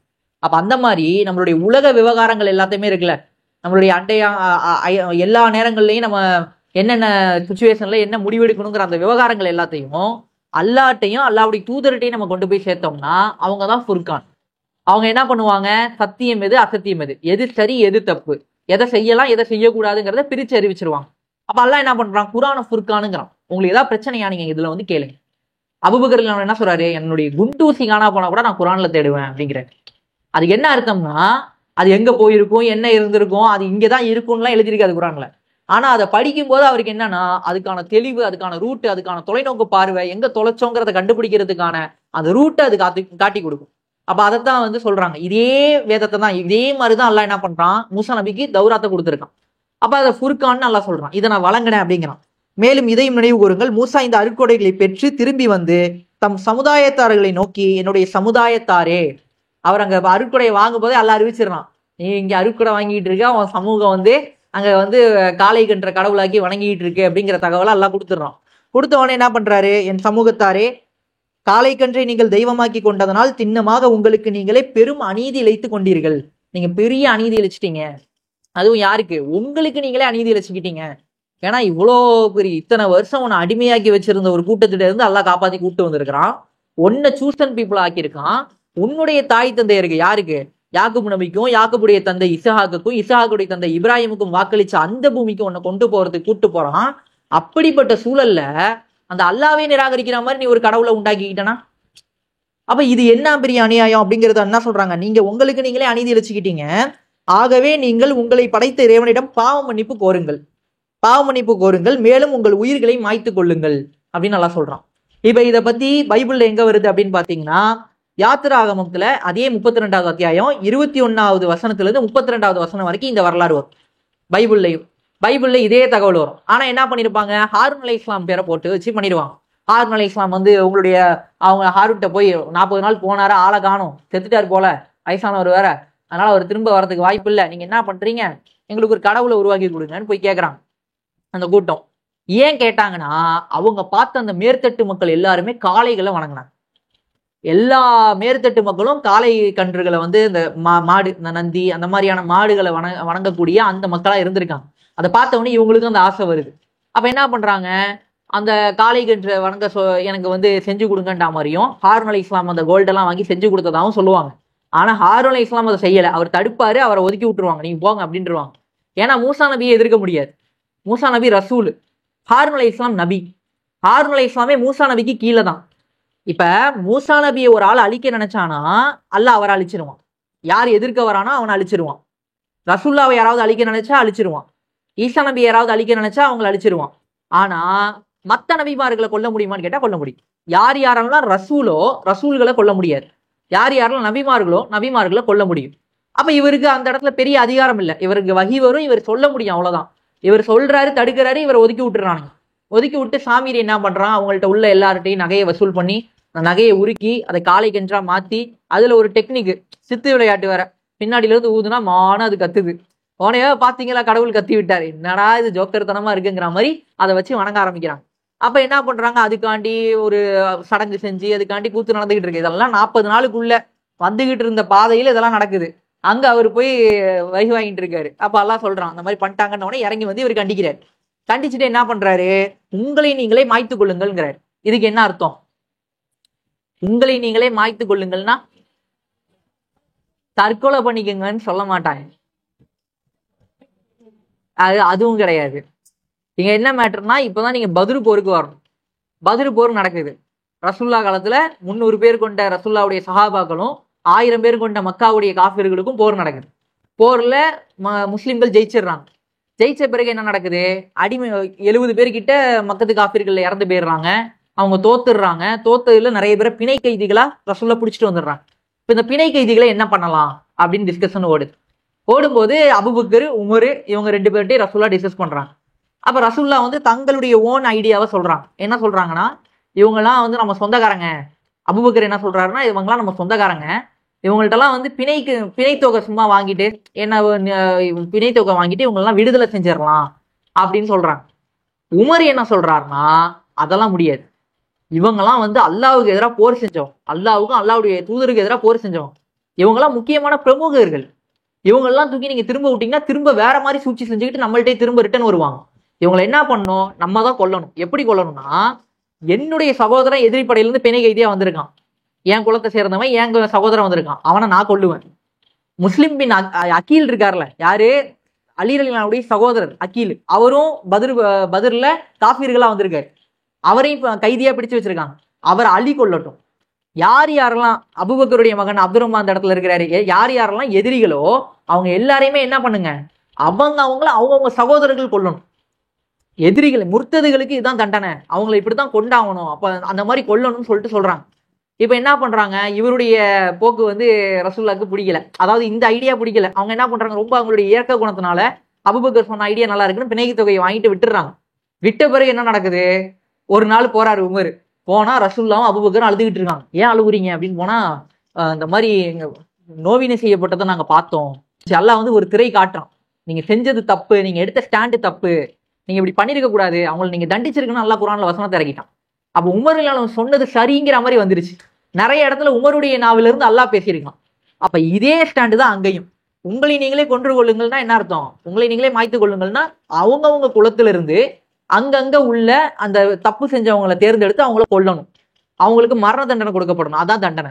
இப்ப இது யாரு, இதை பத்தி வரக்கூடிய வசனம் என்ன அப்படின்னு பாத்தீங்கன்னா, அதே 32 அந்த 32வது யாத்திராகமத்துல 21, 32லயே அந்த வசனம் வருது. 21ல இருந்து 32க்குள்ளேயே இந்த தகவல் வருது. அந்த தகவல்ல என்ன வருதுன்னா, என் கூட வரது யாருன்னு மூசா நபி கேட்கிறாரு. அப்ப லேவியர் சமூகம்லாம் வருது. ஏன்னா மூசா நபி லேவியர் வழியில வந்தவங்க. லேவியர் யாருன்னா பனு இஸ்ராயல்ல ஒரு ஆளு, அவருடைய வழியில வந்தவங்க. அவங்க எல்லாம் வந்துடுறாங்க. நீங்க என்ன பண்ணுங்க, அந்த நம்ம டென்ட் போட்டிருக்க அந்த ஏரியாக்குள்ள ஃபுல்லா ரவுண்ட் அடிங்க, எவன்லாம் அதை பண்ணானா எல்லாரையும் பிடிச்சிட்டு வாங்க, எல்லாரையும் கொண்டுடணும் அப்படின்னு சொல்லி பிளான் பண்ணி கரெக்டா எல்லாரையுமே கொண்டுடுறாங்க. அந்த மரண தண்டனை கொடுக்கப்பட்ட பிறகு அந்த தண்டனை நிறைவேற்றப்படுது. எவ்வளவு பேர் கொல்லப்பட்டாங்கன்னா, கிட்டத்தட்ட 3000 பேர் கொல்லப்பட்டிருக்கிறாங்க. அந்த செய்தி வந்து பைபிள்ல இடம்பெற்றிருக்கு. இப்ப என்ன ஆகுது, இந்த மாதிரி இது பண்ண பிறகு உங்கள் உயிர்களை மாய்த்து கொள்ளுங்கள் சொன்னோன்னே, இதுவே உங்களை படைத்த இறைவனிடம் உங்களுக்கு நன்மை பயக்கும், நீங்க இதை செஞ்சீங்கன்னா உங்களுக்கு கரெக்டு. ஏன்னா இங்க நான் இல்லாத நேரத்துல, தூதர் இல்லாத நேரத்துல தூதருக்கு மாறு செய்யற போக்கு ஒருத்தன்ட்ட வந்துருச்சுன்னா என்ன ஆகும், இந்த சமூகத்துல கலை இருக்குன்னு அர்த்தம். இந்த கலையை என்ன பண்ணும், அல்லாவுக்கு துரோகம் விளைக்கிற ஒரு சமூகம் வந்துடும். இவனை கொண்டு போய் புனித பூமியில விட்டு பிரயோஜனமே இல்லையே. அல்லாஹ் வணங்குறதுக்கும் அல்லாவுடைய சட்டங்களை அமல்படுத்துறதுக்கும் உலகத்தையே அல்லாவுடைய பாதையில கொண்டு போய் சேர்க்கறதுக்கும் மனித சமூகத்துக்காண்டி அருளப்பட்ட பாக்கியம் பொருந்திய பூமியில அல்லாவுக்கு மாறு செய்யற ஒருத்தன் போய் உட்கார்ந்தானா, அப்ப இவன் வந்து கலை, இவனை நீக்கணும் அப்படிங்கிறது தான் தண்டனை. இதை நீங்க செஞ்சீங்கன்னா உங்களுக்கு நன்மை பயக்கும்னு மூசா நபி சொல்றாரு. சொன்ன உடனே செஞ்சிடறாங்க. படைத்த இறைவன் இதுவே உங்களை நன்மை பயக்கும்னு சொன்ன உடனே, அந்நேரத்தில் உங்கள் இறைவன் உங்களின் பாவ மன்னிப்பு கோரிக்கையை ஏற்றுக்கொண்டான். ஏன்னா அந்த இடத்துல தடுக்கலையில, அவங்க இந்த மாதிரி செய்யறாங்க, தடுக்கணும்னு நினைச்சவங்க கூட முன்னாடி போய் அதை தடுக்க முயற்சி பண்ணல. அப்ப என்ன பண்றான், அல்லாஹ் இந்த பாவ மன்னிப்பு நான் ஏத்துக்கணும், இதை செய்யுங்கிறான். செஞ்சிடறாங்க. செஞ்சதுக்கு அப்புறம் நிச்சயமாக அவன் மிக்க மன்னிப்பவனும் கருணை பொழிபவனுமாக இருக்கின்றான். இப்ப ஒண்ணு, இன்னைக்கு முஸ்லிம்களை பார்த்து என்ன சொல்லுவாங்க, முஸ்லிம்கள் வந்து என்ன பண்ணுவாங்க, காஃபிர்கள் அப்படி பண்ணிடுவாங்க இப்படி பண்ணிடுவாங்க அப்படின்பா. மேட்ரு என்னன்னா, ஒரு முஸ்லீம் முர்த்ததாயிட்டான், இஸ்லாத்தை மறுத்துட்டான் அப்படின்னா அது அவனுடைய போக்கு, அவன் போயிடலாம். ஆனா அவன் இஸ்லாத்தை எதிர்த்து பேசுறான், இது பண்றான் அப்படின்னு சொன்னா என்ன பண்ணுவாங்க, ஒரு இஸ்லாமிய அரசு இருந்துச்சுன்னா, அதாவது நம்மளாம் கிடையாது, நம்மளாம் இங்க வந்து சாதாரண மக்கள், இது வேற. ஆனா ரசூல்லா காலத்துல என்ன நடக்கும், ரசூல்லா காலத்துல ஒரு ஆளு முஸ்லீமா இருந்து காஃபிர் ஆயிட்டாரு அப்படின்னு சொன்னா அவருக்கு இதே தண்டனை கொடுக்கப்படும். ஏன்னா எதிரிகள்கிட்ட போய் சேர்ந்துருவாங்க, சேர்ந்துக்கிட்டு என்ன பண்ணுவாங்க, இஸ்லாத்துக்கு எதிராக வருவாங்க, அப்ப அவங்கள வந்து கொல்லுவாங்க. இதேதான் ஒரு நாடும். இந்திய நாட்டுல ஒருத்தன் குடிமகனா இருக்கான், எதிர் நாட்டுக்கு ஒருத்தன் போய் ஹெல்ப் பண்றான், நாட்டுக்கு தேச துரோகம் பண்றான், அப்ப என்ன பண்ணுவாங்க, கொல்லதான் செய்வாங்க, மரண தண்டனை தான் அவனை இது பண்ணுவாங்க. அப்ப அதே வேலையை இஸ்லாம் செய்யும் போது என்ன பண்றாங்க, ஏதோ பாத்தீங்களா இஸ்லாம் வந்து தீவிரவாத மார்க்கம் அப்படின்னு சித்தரிப்பாங்க. சேம் இப்ப மூசா நபி இதுதான் பண்ணிருக்கிறார், யூத சமூகம் இதுதான் செய்யுது, இது அவங்க பைபிள்லயே இருக்கு இந்த மாதிரி செஞ்சோன்ட்டு. இப்ப அல்லாஹ் நிராகரிச்சதுக்காண்டி என்ன பண்ணாங்க, கொல்லப்பட்டிருக்காங்க. அப்ப இங்க என்ன மேட்டர்னா, நம்ம மட்டும்தான் ஊதி பெருசாக்கப்படுவோம். நம்ம யாரையாவது தள்ளி விட்டோம், தள்ளி விட்டுட்டான் பாரு அப்படிம்பாங்க. ஆனா நம்மள நிறைய பேர் ஏறி மிதிச்சுட்டு போவாங்க, ஏறி தானே மிதித்தார்கள் அப்படிம்பாங்க. அந்த மாதிரிதான் லெவல். அப்ப அந்த மாதிரியான இதெல்லாம் இருக்கு. இது ஒரு குற்றச்சாட்டுக்கான இதான் நம்ம சொல்றோம். அடுத்து பாருங்க, மூசாவே நாங்கள் அல்லாஹ்வை உம்முடன் உரையாடும் நிலையில் எங்கள் கண்களால் வெளிப்படையாக காணாத வரை உம் கூற்றை நாங்கள் ஒருபோதும் நம்ப மாட்டோம். இதுதான் அந்த 70 தலைவர்கள். நான் சொன்னேன்ல, கூட்டு போனாங்க தூர்மலையில ஏறி அல்லாட்ட பேசும்போது 70 பேரை கூட்டு போனாங்க. அவங்க சொன்ன வார்த்தை என்ன சொல்றாங்க, நாங்கள் அல்லாஹ்வை உம்முடன் உரையாடும் நிலையில் எங்கள் கண்களால் வெளிப்படையாக காணாத வரை உம் கூற்றை நாங்கள் ஏற்றுக்கொள்ள மாட்டோம். அப்ப நீங்கள் கூறியது அப்படின்னு நீங்க சொன்னதை நினைவு கூறுங்கள் அப்படின்னு நல்லா சொல்றான். சொல்லிட்டு என்ன பண்றான், அப்பொழுது நீங்கள் பார்த்து கொண்டிருக்கும் நிலையிலேயே உங்களை ஒரு பேரிடி தாக்கிற்று, உடனே நீங்கள் மாண்டு வீழ்ந்து விட்டீர்கள். அதாவது அந்த அந்த ஸ்பாட்ல சொல்றாங்க, என்ன நீங்க போய் அல்லாட்ட பேசிட்டு வராங்கிறீங்க, நீங்க பேசுறத நாங்க பார்க்கணும், பார்த்தாதான் நாங்க நம்புவோம் அப்படின்னு சொல்றாங்க. சொன்ன ஸ்பாட்ல ஒரு இடி தாக்குது. அந்த இடி தாக்குனவனே நான் இடி மலை மேல விழுது, மலை அதிரும்ல, மலை எவ்வளவு பெருசு, அது அதிர்னவனே நிலநடுக்கமும் ஏற்பட்டு அப்படியே மயங்கி விழுந்துடுறான். அந்த நிலையை அல்லாஹ் என்ன சொல்றான்னா மவுத்துங்கிறான், மரணம் மாதிரி அது. அப்ப திரும்ப அல்லாஹ் திரும்ப எழுப்பிடுறான். அதன் பிறகும் நீங்கள் நன்றி செலுத்தும் பொருட்டு நாம் மீண்டும் உங்களை உயிர்ப்பித்து எழுப்பினோம் அப்படிங்கிறான். இதே விஷயத்த இவங்க என்ன பண்றாங்க, இதுல சொல்றாங்க, பைபிள்ல வருது. பைபிள்ல எப்படி வருதுன்னா அப்படியே திருப்பி விட்டுருப்பாங்க. இவங்க போய் கேட்பாங்க, நாங்களும் பார்க்கணும் அப்படின்ன உடனே சரின்னு சொல்லி, அப்ப அல்லாஹ் வந்ததாகவும் அல்லாஹ் பார்த்ததாகவும் நீல கல்லு மேல நின்றதாகவும் அதெல்லாம் பார்த்தா மாதிரிலாம் எழுதி வச்சிருப்பாங்க. ஏன்னா அசிங்கப்பட்டிருக்காங்க, அதெல்லாம் எழுதுனா சரியா வராதுன்னு சொல்லி மாத்தி எழுதி வச்சிருக்கிறாங்க. அப்ப மேலும் நாம் உங்களுக்கு உங்கள் மீது மேகத்தை நிழலிடும்படி செய்தோம், உங்களுக்கு மண்ணு சவ்வா என்னும் உணவுகளை இறக்கி வைத்தோம். இப்ப மண்ணு சவ்வா பத்தி எல்லாம் சொல்றான். இதுலயே நீங்க இன்னொரு விஷயம் பார்க்கணும், என்னன்னா இவங்க கேட்டாங்க, கேட்ட உடனே அல்லாஹ் வந்து பேரிடி கொண்டு தாக்கணும். இதே மூசா நபியும் கேட்பாரு, யாரெல்லாம் நான் உன்னை பார்க்கணும் அப்படிம்பாரு. நீங்க என் மேல நம்பலையா அப்படின்னு எல்லாம் கேட்பான். இல்ல எனக்கு ஆர்வமா இருக்கு, ஆசையா இருக்கு, நான் இன்னும் கொஞ்சம் கூடுதலான நம்பிக்கையுடையவனா. ஏன்னா ரசூல்களுக்கு மட்டும் அல்லாஹ் இதை செய்வான். அதே மாதிரிதான் இப்ராஹிம் நபி என்ன பண்றாரு, இறைவா வந்து எனக்கு வந்து அத்தாட்சி ஏதாவது காட்டுனவனே என்ன பண்றாரு, புறாவை எடுத்துட்டு போய் துண்டு துண்டா வெட்டி எல்லா 3 மலையிலையும் போட்டு அது ஒன்னா வரதை பாக்குறாரு. இதெல்லாம் எதுக்காகன்னு சொன்னீங்கன்னா அவங்களுக்கான ஈமான் வலிமையா இருக்கும். அவங்கள மாதிரி சமூகத்துல யாராலும் நிக்க முடியாது. நம்ம கழுத்துல கத்திய வச்சுட்டு ஜெய்ஸ்ரீ நம்ம சொல்ல சொன்னா சொல்லிட்டு போயிருவோம், பரவாயில்ல உயிர் தப்பிச்சா போதும், அப்ப சொல்லலாம்னு சொல்லிட்டுலாம் நம்ம பத்துவா எடுத்துப்போம். அவங்கள்ட்ட போய் கழுத்தை கத்தி வச்சுன்னா அல்லாஹ் ஒருவனேன்ட்டு போயிருவாங்க.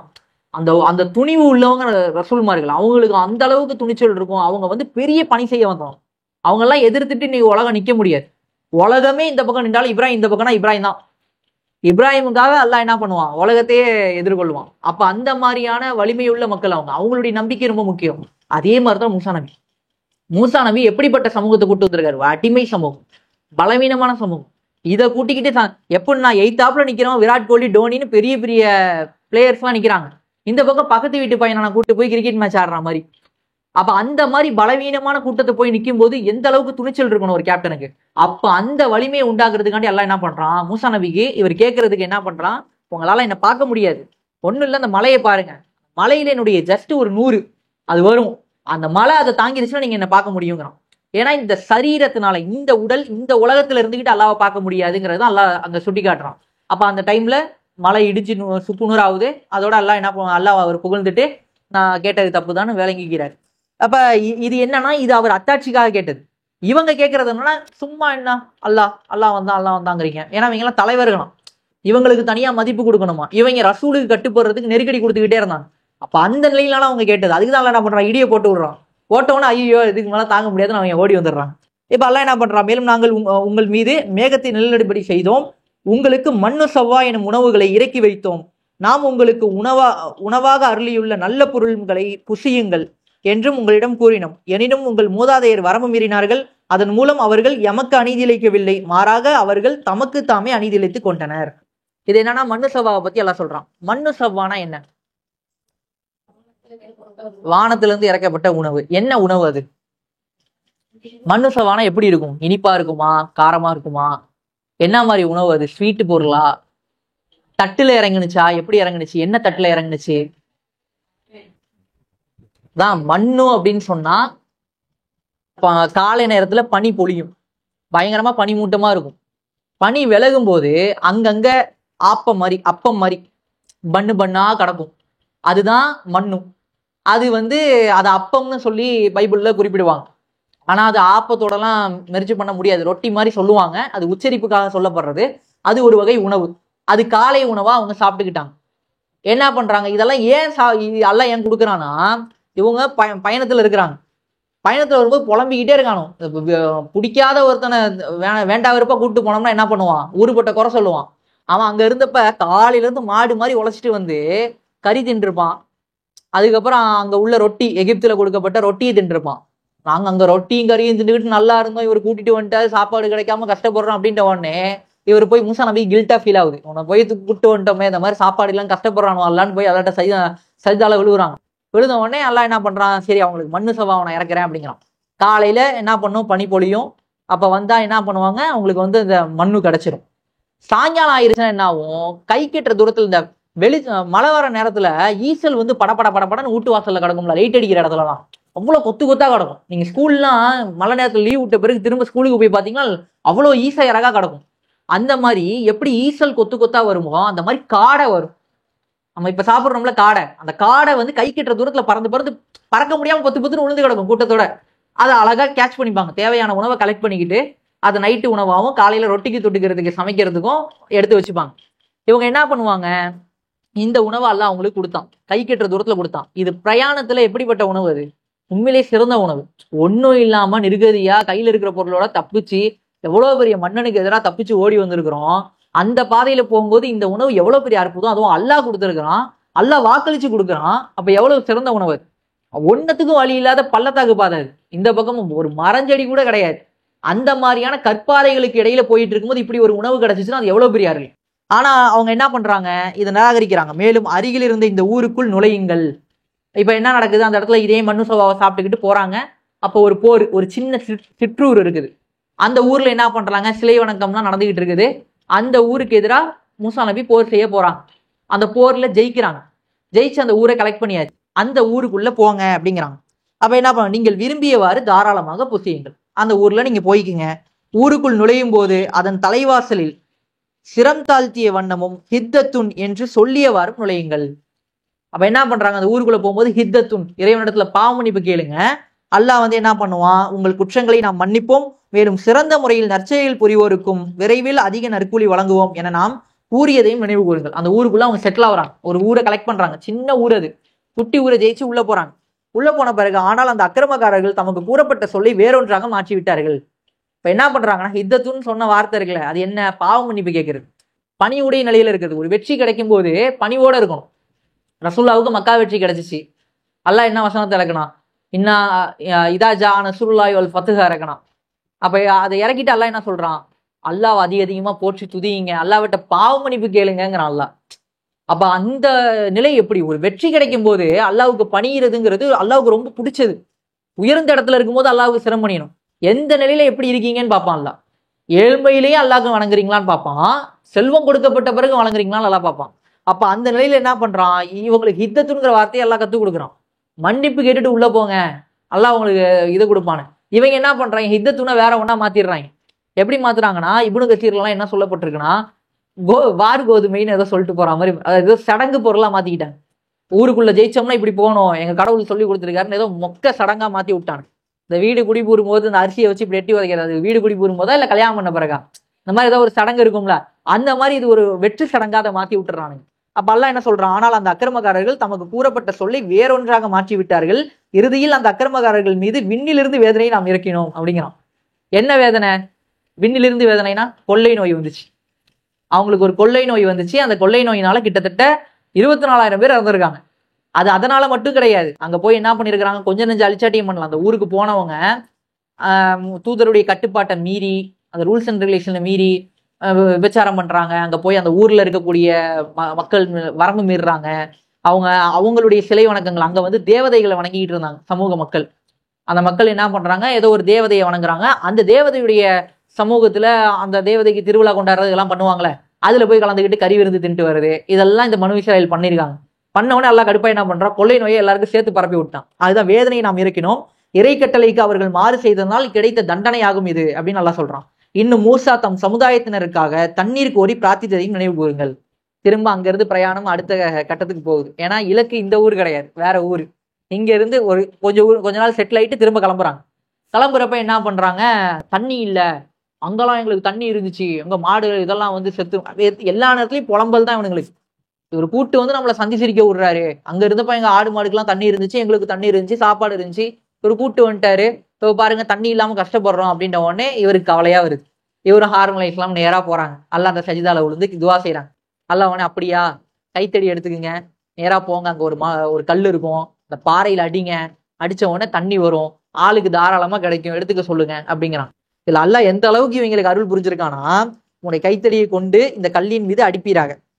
வந்து மூசா என்ன பண்றாரு, சமுதாயத்திற்காக தண்ணீர் கோரி பிரார்த்தித்ததையும் நினைவு கூறுங்கள், அப்போது உங்களுடைய கைத்தடியை கொண்டு கல்லின் மீது அடிப்பீராக.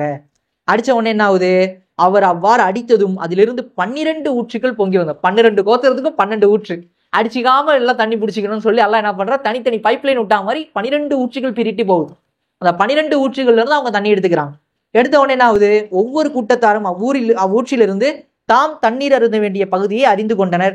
அப்பொழுது நாம் அறிவுறுத்தினோம், அல்லாஹ் அருளிய உணவை உண்ணுங்கள், பருகுங்கள், ஆனால் பூமியில் குழப்பம் செய்து கொண்டு திரியாதீர்கள். உனக்கு தண்ணியும் கிடைச்சிருச்சு, மண்ணு சவாவும் ரெகுலரா கிடைச்சிக்கிட்டு இருக்குது, சாப்பிடு, தண்ணி குடி, அழிச்சாட்டியம் பண்ணிட்டு சுத்தாத அப்படின்னு சொல்லி அல்லாஹ் சொல்றான். சொன்ன பிறகு என்ன ஆகுது, மேலும் நீங்கள் மூசாவை நோக்கி இவ்வாறு கூறியது நினைவு கூறுங்கள். இதெல்லாம் நடந்த பிறகு நீ என்ன சொன்ன அதை ஞாபகப்படுத்தி பாரு அப்படிங்கிறான். என்ன சொல்றான், மூசாவே, நாங்கள் ஒரே வகையான உணவை கொண்டு பொறுமையாய் இருக்க முடியாது. ஒரே விதமான உணவை சகிச்சோம். டெய்லிக்கு காலையில அப்பம், டெய்லிக்கு சாயங்காலம் ஆனிச்சுன்னா காடை, எங்களுக்கு போர் அடிக்குது, சாப்பாடு எங்களுக்கு கடுப்பாகுது. ஏன்னா கூட்டிட்டு போன நோக்கம் என்ன, போற வேலை ஒண்ணு, வழியில வந்து கிடைக்கிறதே பெருசு சாப்பாடு. ஆனா அந்த சாப்பாடு என்ன பண்ணும், ஒரே மாதிரியான சாப்பாடுலாம் சகிச்சிக்க முடியாது, எங்களுக்கு என்ன வேணும். எனவே பூமி விளைவிக்கின்ற கீரை, வெள்ளரிக்காய், கோதுமை, பூண்டு, பருப்பு, வெங்காயம் ஆகியவற்றை எங்களுக்காக உற்பத்தி செய்து தரும்படி உமது இறைவனை நீர் பிரார்த்திப்பீராக அப்படின்னு மூசா நபிட்ட கேட்கிறாங்க. இதெல்லாம் என்னன்னு பாருங்க, இந்த கோதுமை, பூண்டு, கீரை, வெள்ளரிக்காய், பருப்பு, வெங்காயம், இதெல்லாம் எகிப்துல ஃபேமஸான பொருள். அதான் போனானுங்க, எல்லாருக்கும் அடிமை சேவை செஞ்சாங்க. உண்மையிலேயே ஒரு அடிமைக்கு என்ன ஆசை இருக்கும், இதான் ஆசை. உற்பத்தி செஞ்சு எஜமானுக்கு கொடுக்குறான், ஆனா இவனுக்கு அது சாப்பிட கிடைக்குமான்னு கேட்டா கிடையாது. அப்ப அந்த சாப்பாடு மேல இவனுக்கு ஆர்வம் இருக்கு. அப்ப எல்லாம் என்ன சொல்றான், உனக்கு வானத்துல இருந்து ஈஸியா சாப்பாடு கொடுக்குறேன், நீ 3 மாசம் விவசாயம் பண்ணி அது கிடைச்சி அதுல அழுகுனது போக மீதம் உள்ளதை எடுத்து நீ சாப்பிட்டுக்கிட்டு அதை வியாபாரம் பண்ணிக்கிட்டு, இப்படி உள்ளது எவ்வளவு சிரமமான வாழ்க்கை. அதுக்காண்டி எவ்வளவு உற்பத்தி, எவ்வளவு வேலைகள் பார்க்கணும், அதுக்கு எவ்வளவு தண்ணீர் இறைக்கணும், எவ்வளவு ஒர்க் இருக்கு. விவசாயங்கிறது சாதாரண வேலையா? அப்ப இந்த வேலையை நோகாம உனக்கு கிடைக்கிற சாப்பாட்டை நீ தூக்கி போட்டுட்டு நீ என்ன கேட்கிற, கஷ்டப்பட்டு நான் விவசாயம் பண்ணி தான் சாப்பிடுவேன்னு கேட்கிற. உயர்ந்ததுக்கு பகரமா நீங்க தாழ்ந்ததை கேட்கறீங்களான்னு மூசா நபி கேட்கிறாங்க. என்ன சொல்றாங்க, அதற்கு மூசா கூறினார், சிறந்த பொருள்களுக்கு பதிலாக மட்டமான பொருள்களை நீங்கள் விரும்புகிறீர்களா? அப்ப கேட்டுட்டு என்ன சொல்றாரு, அப்படியானால் நீங்கள் ஏதாவது ஒரு பட்டணத்திற்கு செல்லுங்கள். இந்த இடத்துல எல்லாம் என்ன பண்றான், மிஸ்ருங்கிற வார்த்தையை பயன்படுத்துறான். எகிப்து இருக்குல்ல, எகிப்தையும் மிஸ்ருன்னு தான் சொல்லுவாங்க.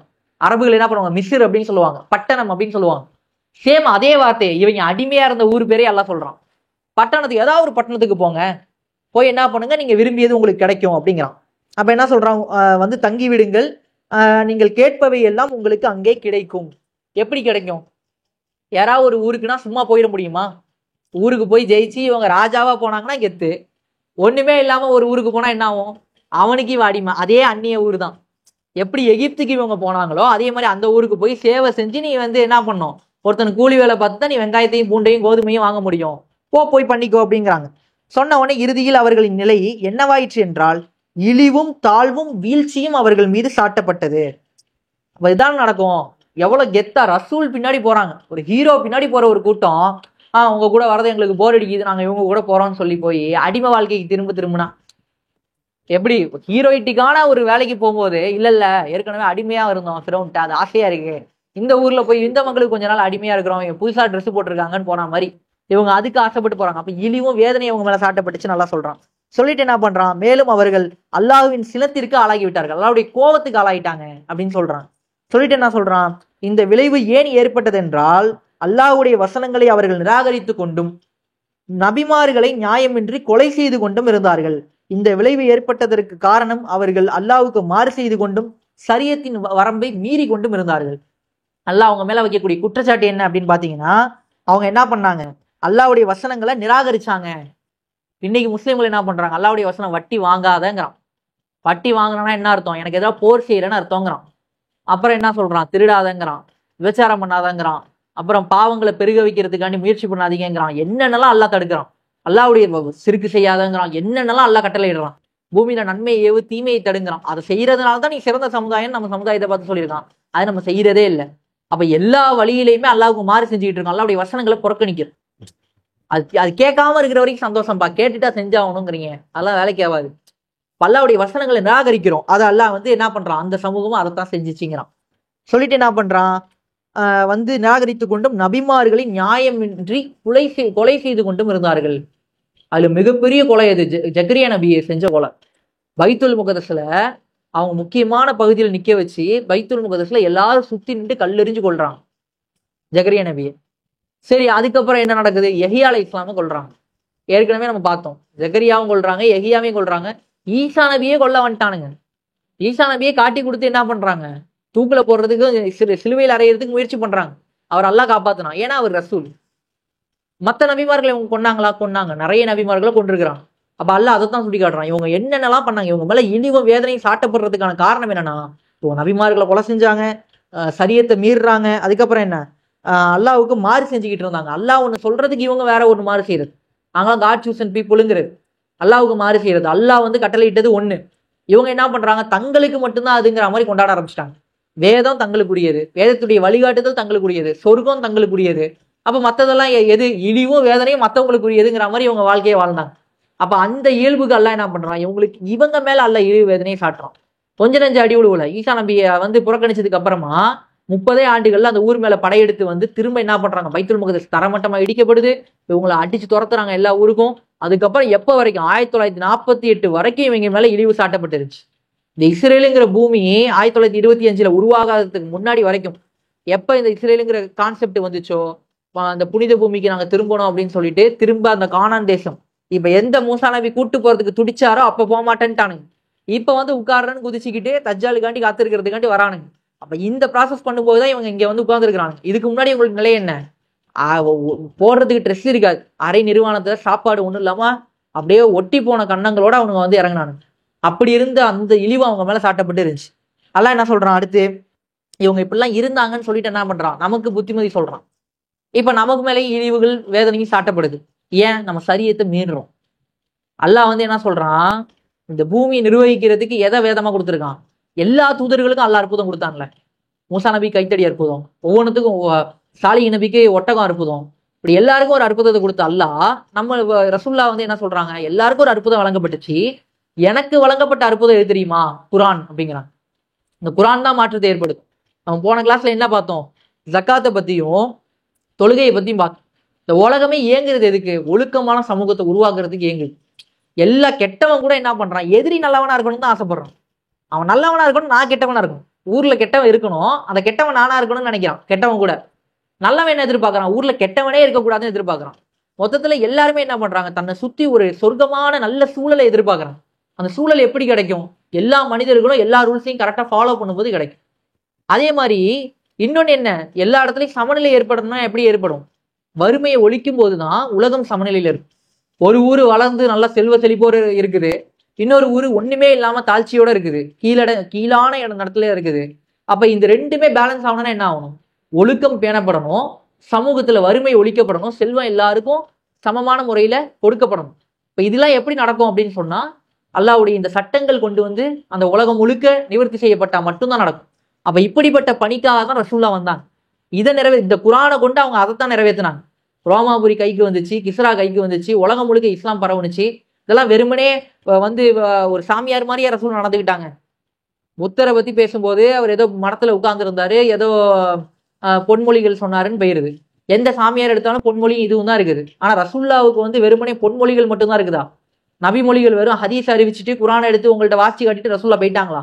போர் செஞ்சிருக்கிறாங்க, சண்டை போட்டிருக்கிறாங்க, சட்டங்கள் செஞ்சிருக்கிறாங்க, சட்டங்கள் சொல்லி கொடுத்துருக்காங்க, மக்கள் வந்தா பஞ்சாயத்துக்கு தீர்ப்பு சொல்றாங்க. இவ்வளவும் எங்க இருக்குன்னு சொன்னா ஒரு அரசாங்கத்திட்ட இருக்கும், ஒரு கவர்மெண்ட் ஸ்ட்ரக்சர் இது. இந்த ஸ்ட்ரக்சர் உலகம் முழுக்க இருந்தா இன்னைக்கு நம்ம வறுமையை ஒழிச்சிடலாம். இந்த ஸ்ட்ரக்சர் உலகம் முழுக்க இருந்தா எல்லா மக்களையும் ஒழுக்கமாக்கிடலாம், பாவங்கள் இல்லாத ஒரு உலகத்தை உருவாக்கலாம். காந்தி தாத்தா ஆசைப்பட்ட உலகம் எது? ஒரு பொண்ணு என்ன பண்ணும், முழுக்க உடம்பு முழுக்க நிறைய நகையை போட்டுக்கிட்டு இந்தியா முழுக்க சுத்தணும். அப்படி சுத்தினா என்ன ஆகும்? நான் இந்தியா வல்லரசன் ஒத்துக்கிறேங்கிற. சேம் இதே ஸ்ட்ரக்சரை யார் உருவாக்கி காட்டினா? முஸ்லீம்கள் உருவாக்கி காட்டினாங்க, ரசூல்லா உருவாக்கி காட்டினாங்க. உமர்களோட ஆட்சியில் அது நடந்துச்சு. இன்னைக்கு உலகத்திலே வல்லரசாக பார்க்கப்படுற நாடு எது? அமெரிக்கா. அமெரிக்கால ஒண்ணுமே வேணாம், நகையெல்லாம் போட வேணாம், ஹேண்ட்பேக்கை மாட்டிக்கிட்டு குறிப்பிட்ட சில ஏரியாக்குள்ள போய் பாருங்க, உயிருக்கு உத்தரவாதம் இல்லை. ஹேண்ட்பேக்கை உருவிட்டு மட்டும் ஓட மாட்டான், சொருவிட்டு ஓடிடுவான்.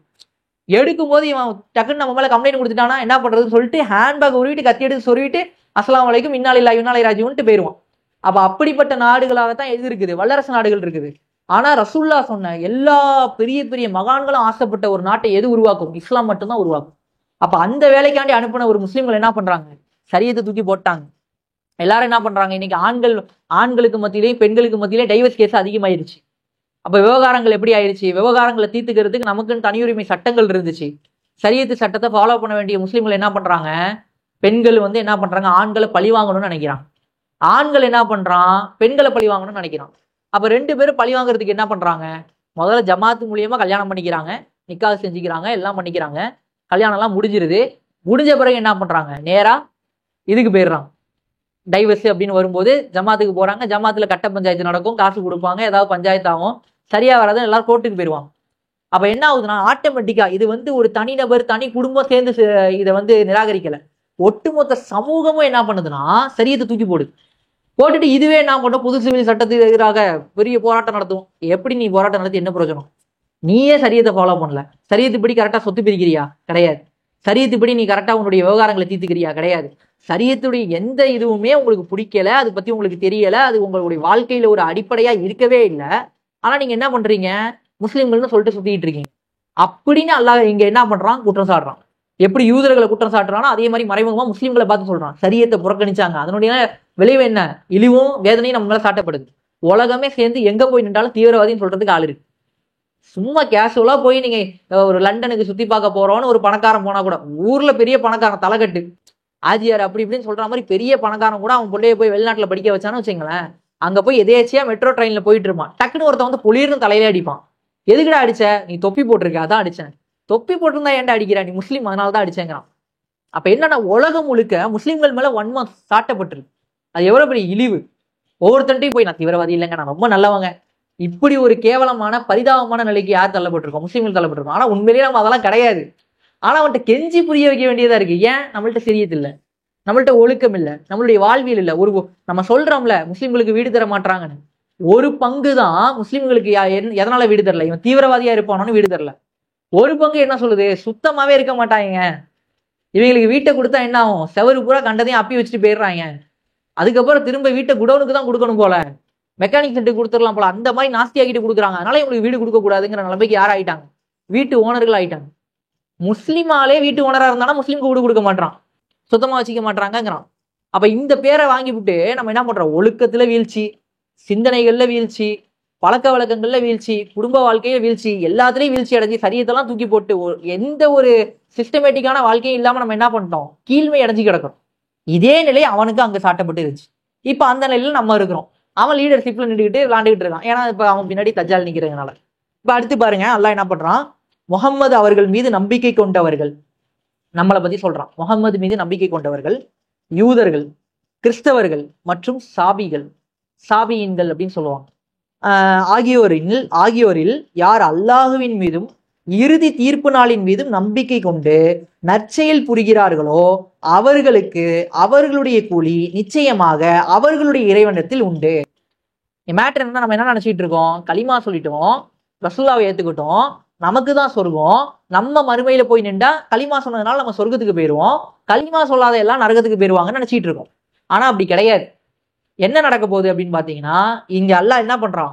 முகம்மது அவர்கள் மீது நம்பிக்கை கொண்டவர்கள், நம்மளை பத்தியும் பேசுறான், முஸ்லிம்கள். ரெண்டாவது யூதர்கள். இவங்க யாரு? ஈசா நபிக்கு முன்னாடி வரைக்கும் வந்த எல்லா நபிமார்களையும் ஏத்துக்கிட்டவங்க. கிறிஸ்தவர்கள் ஈசா நபிக்கு முன்னாடி வந்த நபிமார்கள் பிளஸ் ஈசா நபியை ஏத்துக்கிட்டவங்க. நம்ம யாரு? எல்லாரையும் ஏத்துக்கிட்டவங்க.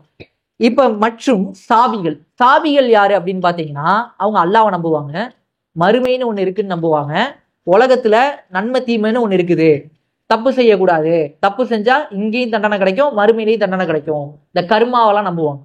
அதே நேரத்தில் நன்மை செஞ்சா நமக்கு புண்ணியமாகும், அந்த புண்ணியத்துடைய விளைவா நமக்கு வந்து தீர்ப்பு நாள்ல நமக்கு சொர்க்கம் கிடைக்கும் அப்படின்னு நம்புவாங்க. ஆனா அவங்க இறை தூதர்களை நம்ப மாட்டாங்க. சரியத்தை அவங்களுக்கு தெரியாது, சரியத்தை பத்தின புரிதல் அவங்களுக்கு போய் சேர்ந்திருக்காது. அப்ப என்ன பண்ணுவாங்க? ஏதோ ஒரு கவர்மெண்ட் கீழே இருப்பாங்க, ஆனா ஒரே ஒரு இறைவன் தான்பா, இதெல்லாம் நான் வணங்க மாட்டேன், கடவுள்னு ஒருத்தர் இருக்கான், பரம்பொருள்னு ஒருத்தர் இருக்கான். தமிழ் மக்கள்லயும் அத்தனை பேர் இருக்கிறாங்க. ஒன்றே குலம் ஒருவனே தேவனுங்கிறாங்க. இந்த ஒருவனே தேவனுக்கு எந்த தேவனையாவது சுட்டி காட்டினாங்களா? சிவனையோ பார்வதியோ முருகனையோ யாரையுமே காட்டல. ஒன்றே குலம் ஒருவனே தேவன், அவ்வளவுதான். லா இலாஹ இல்லல்லாஹ் தான் அங்க இருக்குது. அப்படி ஒரு சமூகம் தமிழ் சமூகத்துல வாழ்ந்திருக்கு, இன்னைக்கு வாழுது. சில பேரை சந்திச்சோம்னா அப்படி பேசுறாங்க, பரம்பொருளுங்கிறாங்க, இறைவன்கிட்ட கேளுங்க, பிரபஞ்சத்திட்ட கேளுங்க, கொடுக்கும் அப்படின்னு தான் பேசுவாங்க. ஆனா அவங்க என்ன பண்ணுவாங்க? இன்னார் தான் இறைவன் ஒரு குறிப்பிட்ட ஆட்களை சுட்டி காட்டி பேச மாட்டாங்க. முன்னோரு முருகனையும் எல்லாரையுமே முப்பாட்டம்பாங்களே தவிர அவங்கள வந்து என்ன பண்ணுவாங்க? அவுளியா மாதிரி தான் கருதுறாங்க சில பேர். அதை வணங்குறது கூட கிடையாது, அந்த லிஸ்ட்ல கூட போகாம பரம்பொருள் இறைவன்கிட்ட கேளு, இறைவன் பேசக்கூடிய ஆட்களும் இருக்கிறாங்க. அப்ப அவங்க என்ன பண்றாங்க? அல்லாஹ்வை நம்புறாங்க, இறைவன் ஒருத்தர் நம்புறாங்க, பிளஸ் மறுமையை நம்புறாங்க. இவங்களை பத்தி அல்லாஹ் என்ன சொல்றான்? இப்படி இருக்கிறவங்க இந்த சாப்டர்ஸ் எல்லாம் பிரிச்சுட்டான். முஸ்லிம்கள், யூதர்கள், கிறிஸ்தவர்கள், சாபியன்கள், இவங்க எல்லாருலையும் யார் அல்லாஹுவின் மீதும், அல்லாஹ் மேல நம்பிக்கை வச்சு, கடவுள் இருக்கிறாரு நம்பி, இறுதி தீர்ப்பு நாளின் மீதும், மறுமை நாள்னு ஒண்ணு இருக்கு அப்படிங்கிறத நம்பி நம்பிக்கை கொண்டு நற்செயல் புரிகிறார்களோ. நற்செயல்னா என்ன? நம்ம எல்லாரும் நற்செயலுக்கு என்ன டெஃபினிஷன் வச்சிருக்கிறோம்? ஏழைகளுக்கு சோறு போடுறதா, இல்ல வந்து வழியில இருக்கக்கூடிய கல்லை அகற்றி போடுறதா? எது நற்செயல்? எல்லாமே நற்செயல். அற்பமா எதையுமே கருதும், நற்செயல்கள்ல எதையுமே அற்பமா கருதக்கூடாது. இது எல்லாமே தான். எப்படி கஜா புயலுக்கு ஒரு முஸ்லீம் வந்து சோத்து சட்டியை தூக்கிக்கிட்டு எங்கெங்கெல்லாம் சாப்பாடு இல்லையோ, எங்கெங்கெல்லாம் கரண்ட் இல்லையோ, எங்கெங்கெல்லாம் உணவு இல்லாம மக்கள் தவிக்கிறாங்களோ அவங்களுக்கு தூக்கிட்டு போய் கொடுத்தாங்களோ, அதே இடத்துல ஒரு கிறிஸ்தவன் போயிருந்தாலும், அந்த இடத்துக்கு ஒரு யூதம் போயிருந்தாலும், அந்த இடத்துல ஒரு சாபி போயிருந்தாலும், அதாவது வெறுமனே இறை நம்பிக்கை மட்டும் இருக்கக்கூடிய ஆட்கள் இவங்கெல்லாம் போய் அந்த செயல் செஞ்சிருந்தாங்கன்னா அதுக்கான நற்பலன் அவங்களுக்கு கிடைக்கும். ஒருவேளை ஒருத்தன் காஃபிரா இருக்கிறான், பல கடவுள் கொள்கையிலே இருக்கிறான், அவன் இந்த நன்மையெல்லாம் செய்யறான், இந்த நன்மையான லிஸ்ட் அவன் பின்னாடி இருக்கும், அவன் களிமா சொல்லிட்டான், அவனுடைய பாவங்கள் அழிக்கப்பட்டு நன்மை அப்படியே லிஸ்டில் சேர்ந்து. அப்ப எல்லாருக்கும் அவங்களுக்கு கூலி அல்லாஹ் கொடுத்துடுறான். அப்ப அல்லாஹ் என்ன சொல்றான்? இந்த கூலியை கொடுத்துட்டு அல்லாஹ் என்ன சொல்றான்? கூலி நிச்சயமாக உண்டு, மேலும் அவர்களுக்கு எவ்வித அச்சமும் இல்லை, அவர்கள் துயரப்படவும் மாட்டார்கள். இதுக்கிடையில ஒரு சைக்காலஜி பாருங்க. பாவம் செய்யறவன் எப்பவுமே குற்ற உணர்ச்சியிலே இருப்பான். பாவம் செய்யறவனுக்கு வந்து பெரிய அந்த என்ன சொல்றது கான்பிடென்ட் இருக்காது. எதை செய்யறதுக்கும் அவனுக்கு அந்த பாவம் செய்யும் போது ஒரு இன்பம் இருக்கும் அவனுக்கு, அவ்வளவுதான். அதுக்கப்புறம் அவன் என்ன பண்ணுவான்? டெய்லியும் குற்ற உணர்ச்சியிலே இருப்பான். கொலை செய்யறவன் எப்பவுமே உயிருக்கு பயந்துகிட்டே இருப்பான். அவருடைய எப்ப பார்த்தாலும் எவனாவது நம்மளை கொன்றுவானோ, பழி தீர்த்துருவானோ, இல்லை நமக்கு ஏதாவது ஆயிருமோ. தண்ணி அடிக்கிறவன் குடிக்கும் போது இன்பமா இருக்கும், கல்லீரல் போயிருச்சுன்னா என்ன பண்றது? அவனுக்கு உள்ளுக்குள்ள பயமும் இருக்கும். சிகரெட் அடிக்கிறவனுக்கு குடிக்கும் போது இன்பமா இருக்கும், குடிச்ச பிறகு நுரையீரல்ல கேன்சர் வந்துருமோன்னு பயமும் இருக்கும்.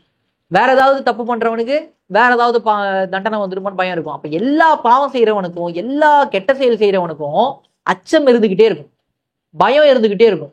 அந்த பயத்தினுடைய விளைவால அவனுக்கு என்ன ஆகும்? கெட்டதும் நடக்கும், அந்த கெட்டதுடைய விளைவால் அவன் இறக்கவும் செய்யறான். ஆனா நன்மை செய்யறவனை பாருங்க, அவனுக்கு இந்த மாதிரி ஏதோ ஒரு நோய் ஏற்பட்டா கூட அவனுக்கு பயம் கிடையாது. ஏன்னா அவன் அல்லாஹ்வை நம்புறான், மறுமையை நம்புறான், அல்லாஹ்வுக்காண்டி பணி செஞ்சிருக்கிறான். அவனுடைய கவலை என்னவா இருக்கும்? இப்படி ஏதாவது ஒரு நோய் ஏற்பட்டுருச்சுன்னா மறுமையில நம்மளுடைய நிலை என்னவாகும்? நம்ம ஏதாவது பாவம் செஞ்சிருந்தோம்னா அந்த பாவத்துக்கு அல்லாஹ் என்ன தண்டனை கொடுக்க போறான்னு அந்த பயம் இருக்கும். மறுமைக்காண்டி நம்ம என்ன சேர்த்து வச்சோம்னு நினைப்பான், அதுக்காண்டியே பணி செய்வோம். சமீபத்துல நீங்க பாத்தீங்கன்னா ஒரு 10 வருஷம் இருக்கும், அலிபானத் அப்படின்னு சொல்லிட்டு ஒரு ஆளு, ரொம்ப ஃபேமஸான ஆளு. நீங்க ஃபேஸ்புக்கு மீடியாலாம் இருந்தீங்கன்னா தெரியும், பெரிய பணக்காரரு. அவர் என்ன பண்றாருன்னா போய் செக் பண்றாரு, அவருக்கு ஏதோ உடம்பு சரியில்லை, செக் பண்ணா ஒரு கேன்சர்னு சொல்லிடுறாங்க. அது வரைக்கும் செல்வந்தரா இருந்தவர் கேன்சர்னு தெரிஞ்ச உடனே கஷ்டப்படுற குழந்தைங்களா தேடி தேடி போய் சோமாலியா மாதிரியான நாடுகள்ல போய் அங்க இருக்கக்கூடிய குழந்தைகளுக்கெல்லாம் ஆசிரமங்கள் கட்டி கொடுத்து அங்க வந்து நிறைய செலவு செஞ்சு அந்த மக்களுக்காண்டி நிறைய தன்னுடைய செல்வங்களை செலவு செஞ்சு அவர் அவ்வளவு நன்மை செய்வார். அவர் வீடியோ வந்துகிட்டே இருக்கும், ஒவ்வொரு குழந்தையும் உட்கார வச்சுக்கிட்டு குரான் சொல்லி கொடுக்குறது, அந்த குழந்தைங்களுக்கு எஜுகேட் பண்றது. ஏன்னா வறுமை வந்து இருக்கிறதுலே கொடுமையானது. வறுமை எல்லா பாவத்துக்கும் வழிவகுத்தும். ஒருத்தர் ஏழையா இருக்கானா அவனை கூப்பிட்டு உனக்கு சோறு வேணுமா, இதை தப்பு செய்யினா செஞ்சிருவாங்க. பாலஸ்தீனத்துல அவ்வளவு பெண்கள் இருக்கிறாங்க, அவ்வளவு குழந்தைகள் இருக்காங்க, சாப்பாடு கஷ்டப்பட்டு இருக்கிறாங்க. நல்லா பாதுகாத்து அவங்களை தவிர்த்து சில பெண்கள் என்ன பண்றாங்க, தான் குழந்தை இருக்குது 4 குழந்தை, கணவன் கொல்லப்பட்டுட்டாரு. சரி வாப்பா இருக்கிறார், அவர் கொல்லப்பட்டார். ஆண்கள் யாருமே உயிரோட இல்லை, வெறும் தன்னந்தனியா பச்சை புள்ளியில வச்சுக்கிட்டு இருக்குது. அப்ப என்ன பண்றான், இவங்களுக்கு உதவி செய்யறதுக்காண்டி ஐக்கிய நாடுகள் சபையில இருந்து ஒருத்தன் போய் உட்கார்ந்துருக்கான். ஒரு குரூப் அங்க போய் உட்கார்ந்துருக்கு. உனக்கு நான் சாப்பாடு தரேன், நீ எனக்கு இதெல்லாம் செய்யின்னு சொல்லி தப்பான விஷயத்துக்கு கூப்பிடுறான். இவங்க என்ன பண்றாங்க, என் குழந்தைக்கு நான் சோறு கொடுக்கணும், நான் பரவாயில்ல, என் குழந்தைக்கு சோறு கொடுக்கணும், நான் என்ன பண்றது அப்படின்னு சொல்லிட்டு அந்த பாவங்களை செய்யக்கூடிய பெண்களும் இருக்கிறான். அப்ப இவங்களுக்கு அந்த நிலையில யாரு கொண்டு போய் சாட்டினா, இவ்வளவு உலகம் முழுக்க இவ்வளவு முஸ்லிம்கள் இருக்கிறாங்க, முஸ்லிம் நாடுகள் இருக்குது, உயரமா உயரமா பில்டிங் கட்டுறதுக்காண்டி போட்டி போட்டு கட்டிக்கிட்டு இருக்கிறான். இவ்வளவும் பண்றதுக்கு அவன்கிட்ட காசு இருக்குது. ஆனா குறிப்பிட்ட ஒரே ஒரு குட்டி நாடு உனக்கு மத்தியில உட்கார்ந்துக்கிட்டு ஒரு குறிப்பிட்ட ஊர்ல இருக்கக்கூடிய எல்லாரையும் வறுமையில ஆழ்த்திக்கிட்டு கொன்னுகிட்டு குவிச்சுக்கிட்டு இருக்கிறான். அவனை தடுக்கிறதுக்கு இவனுக்கு வழியே இல்லை. அவன் இடத்துலயே வந்து குண்டு போடுறான். கத்தார்ல குண்டு போடுறான் இஸ்ரேலு. குண்டு போட்டவன என்ன பண்றான், ஈரான் வந்து பதிலுக்கு குண்டு போடுறான். யமன் இருக்கிறதுலே வறுமையான நாடு, அவன் கூட பதிலுக்கு குண்டு போடுறான். கத்தார் என்ன பண்றான், வன்மையாக கண்டிக்கிறேனுங்கிறான். எந்த அளவுக்கு பலவீனமா இருக்கிறானு. அப்ப இந்த நிலைக்கு அந்த பெண்களை கொண்டு போய் விட்டது யாரு, இவன் தான் விட்டான், இவங்க தான் விட்டுருக்காங்க. இப்ப இவங்களுக்கு தான் இழிவும் வேதனையும் அல்லாஹ் கொடுப்பான். சும்மா இல்ல, உலகத்துடைய பெரிய அழிவு நாள் வரும்போது இவங்க தான் அதிகமா சாவாங்க. ரசூலுல்லாஹ் முன்னறிவிப்பு சொல்றாங்களா, 199 பேர் உங்களை இறந்து போயிருவாங்க. யாரை பார்த்து சொல்றாங்கன்னா அரபுகளை பார்த்து சொல்றாங்க. நீ ஒன்ட்ட இருக்கிற 199 பேர் செத்து போயிருவீங்க. குறைசிகள்லாம் இந்த உலகத்துல வாழ்ந்தாங்களான்னு கேட்கிற அளவுக்கு உங்களுடைய எண்ணிக்கை குறைஞ்சு போயிடும் அப்படிங்கிறான். அஜமிகளுடைய எண்ணிக்கை அதிகமாகும். நம்மளாம் அஜமிகள். இப்ப நம்ம என்ன பண்ணோம், இந்த தீனுக்காக பணி செய்யக்கூடிய வாய்ப்பு நம்மள்ட்ட இருக்குது. அதுக்காக நம்ம வேலை செய்யணும்னா அந்த குரானை கொண்டு வழி நடத்தக்கூடிய மக்களா நம்ம இருக்கணும். அப்ப என்ன ஆகும், அல்லாஹ் என்ன சொல்றான், இறைவனுக்காக நற்செயல் புரியக்கூடிய சமூகமா நம்ம இருக்கணும். அப்படி இருந்தா என்ன பண்றான், அல்லாஹ் கூலி கொடுக்குறான். அந்த கூலியை பெறக்கூடிய அந்த மக்கள், நற்செயல் செய்யக்கூடிய மக்கள் எப்படி இருப்பாங்கன்னா, கவலைப்படவும் மாட்டாங்க, துயரப்படவும் மாட்டாங்க. ஒரு நேர்த்தியான ஒரு வாழ்க்கையை வாழ முடியும் அவங்களால, இங்கேயும் வாழ முடியும், மறுமையை நினைச்சா அவங்களுக்கு அச்சம் இல்லை அப்படின்னு நல்லா சொல்றான். அப்ப இதோட நம்ம இந்த குர்ஆன் தஃப்சீரை முடிச்சுப்போம். இன்ஷா அல்லாஹ் அடுத்த வாரம் அடுத்த வசனங்களை பத்தி பார்ப்போம். வாஹிர் தவானா அல்ஹம்துலில்லாஹி ரப்பில் ஆலமீன். அஸ்ஸலாமு அலைக்கும் வரஹ்மத்துல்லாஹி வபரகாத்துஹு. யு'த்தில் ஹிக்மத மன் யஷா வ மன் யு'த்தல் ஹிக்மத ஃபகத் ஊதிய கைரன் கதீரா.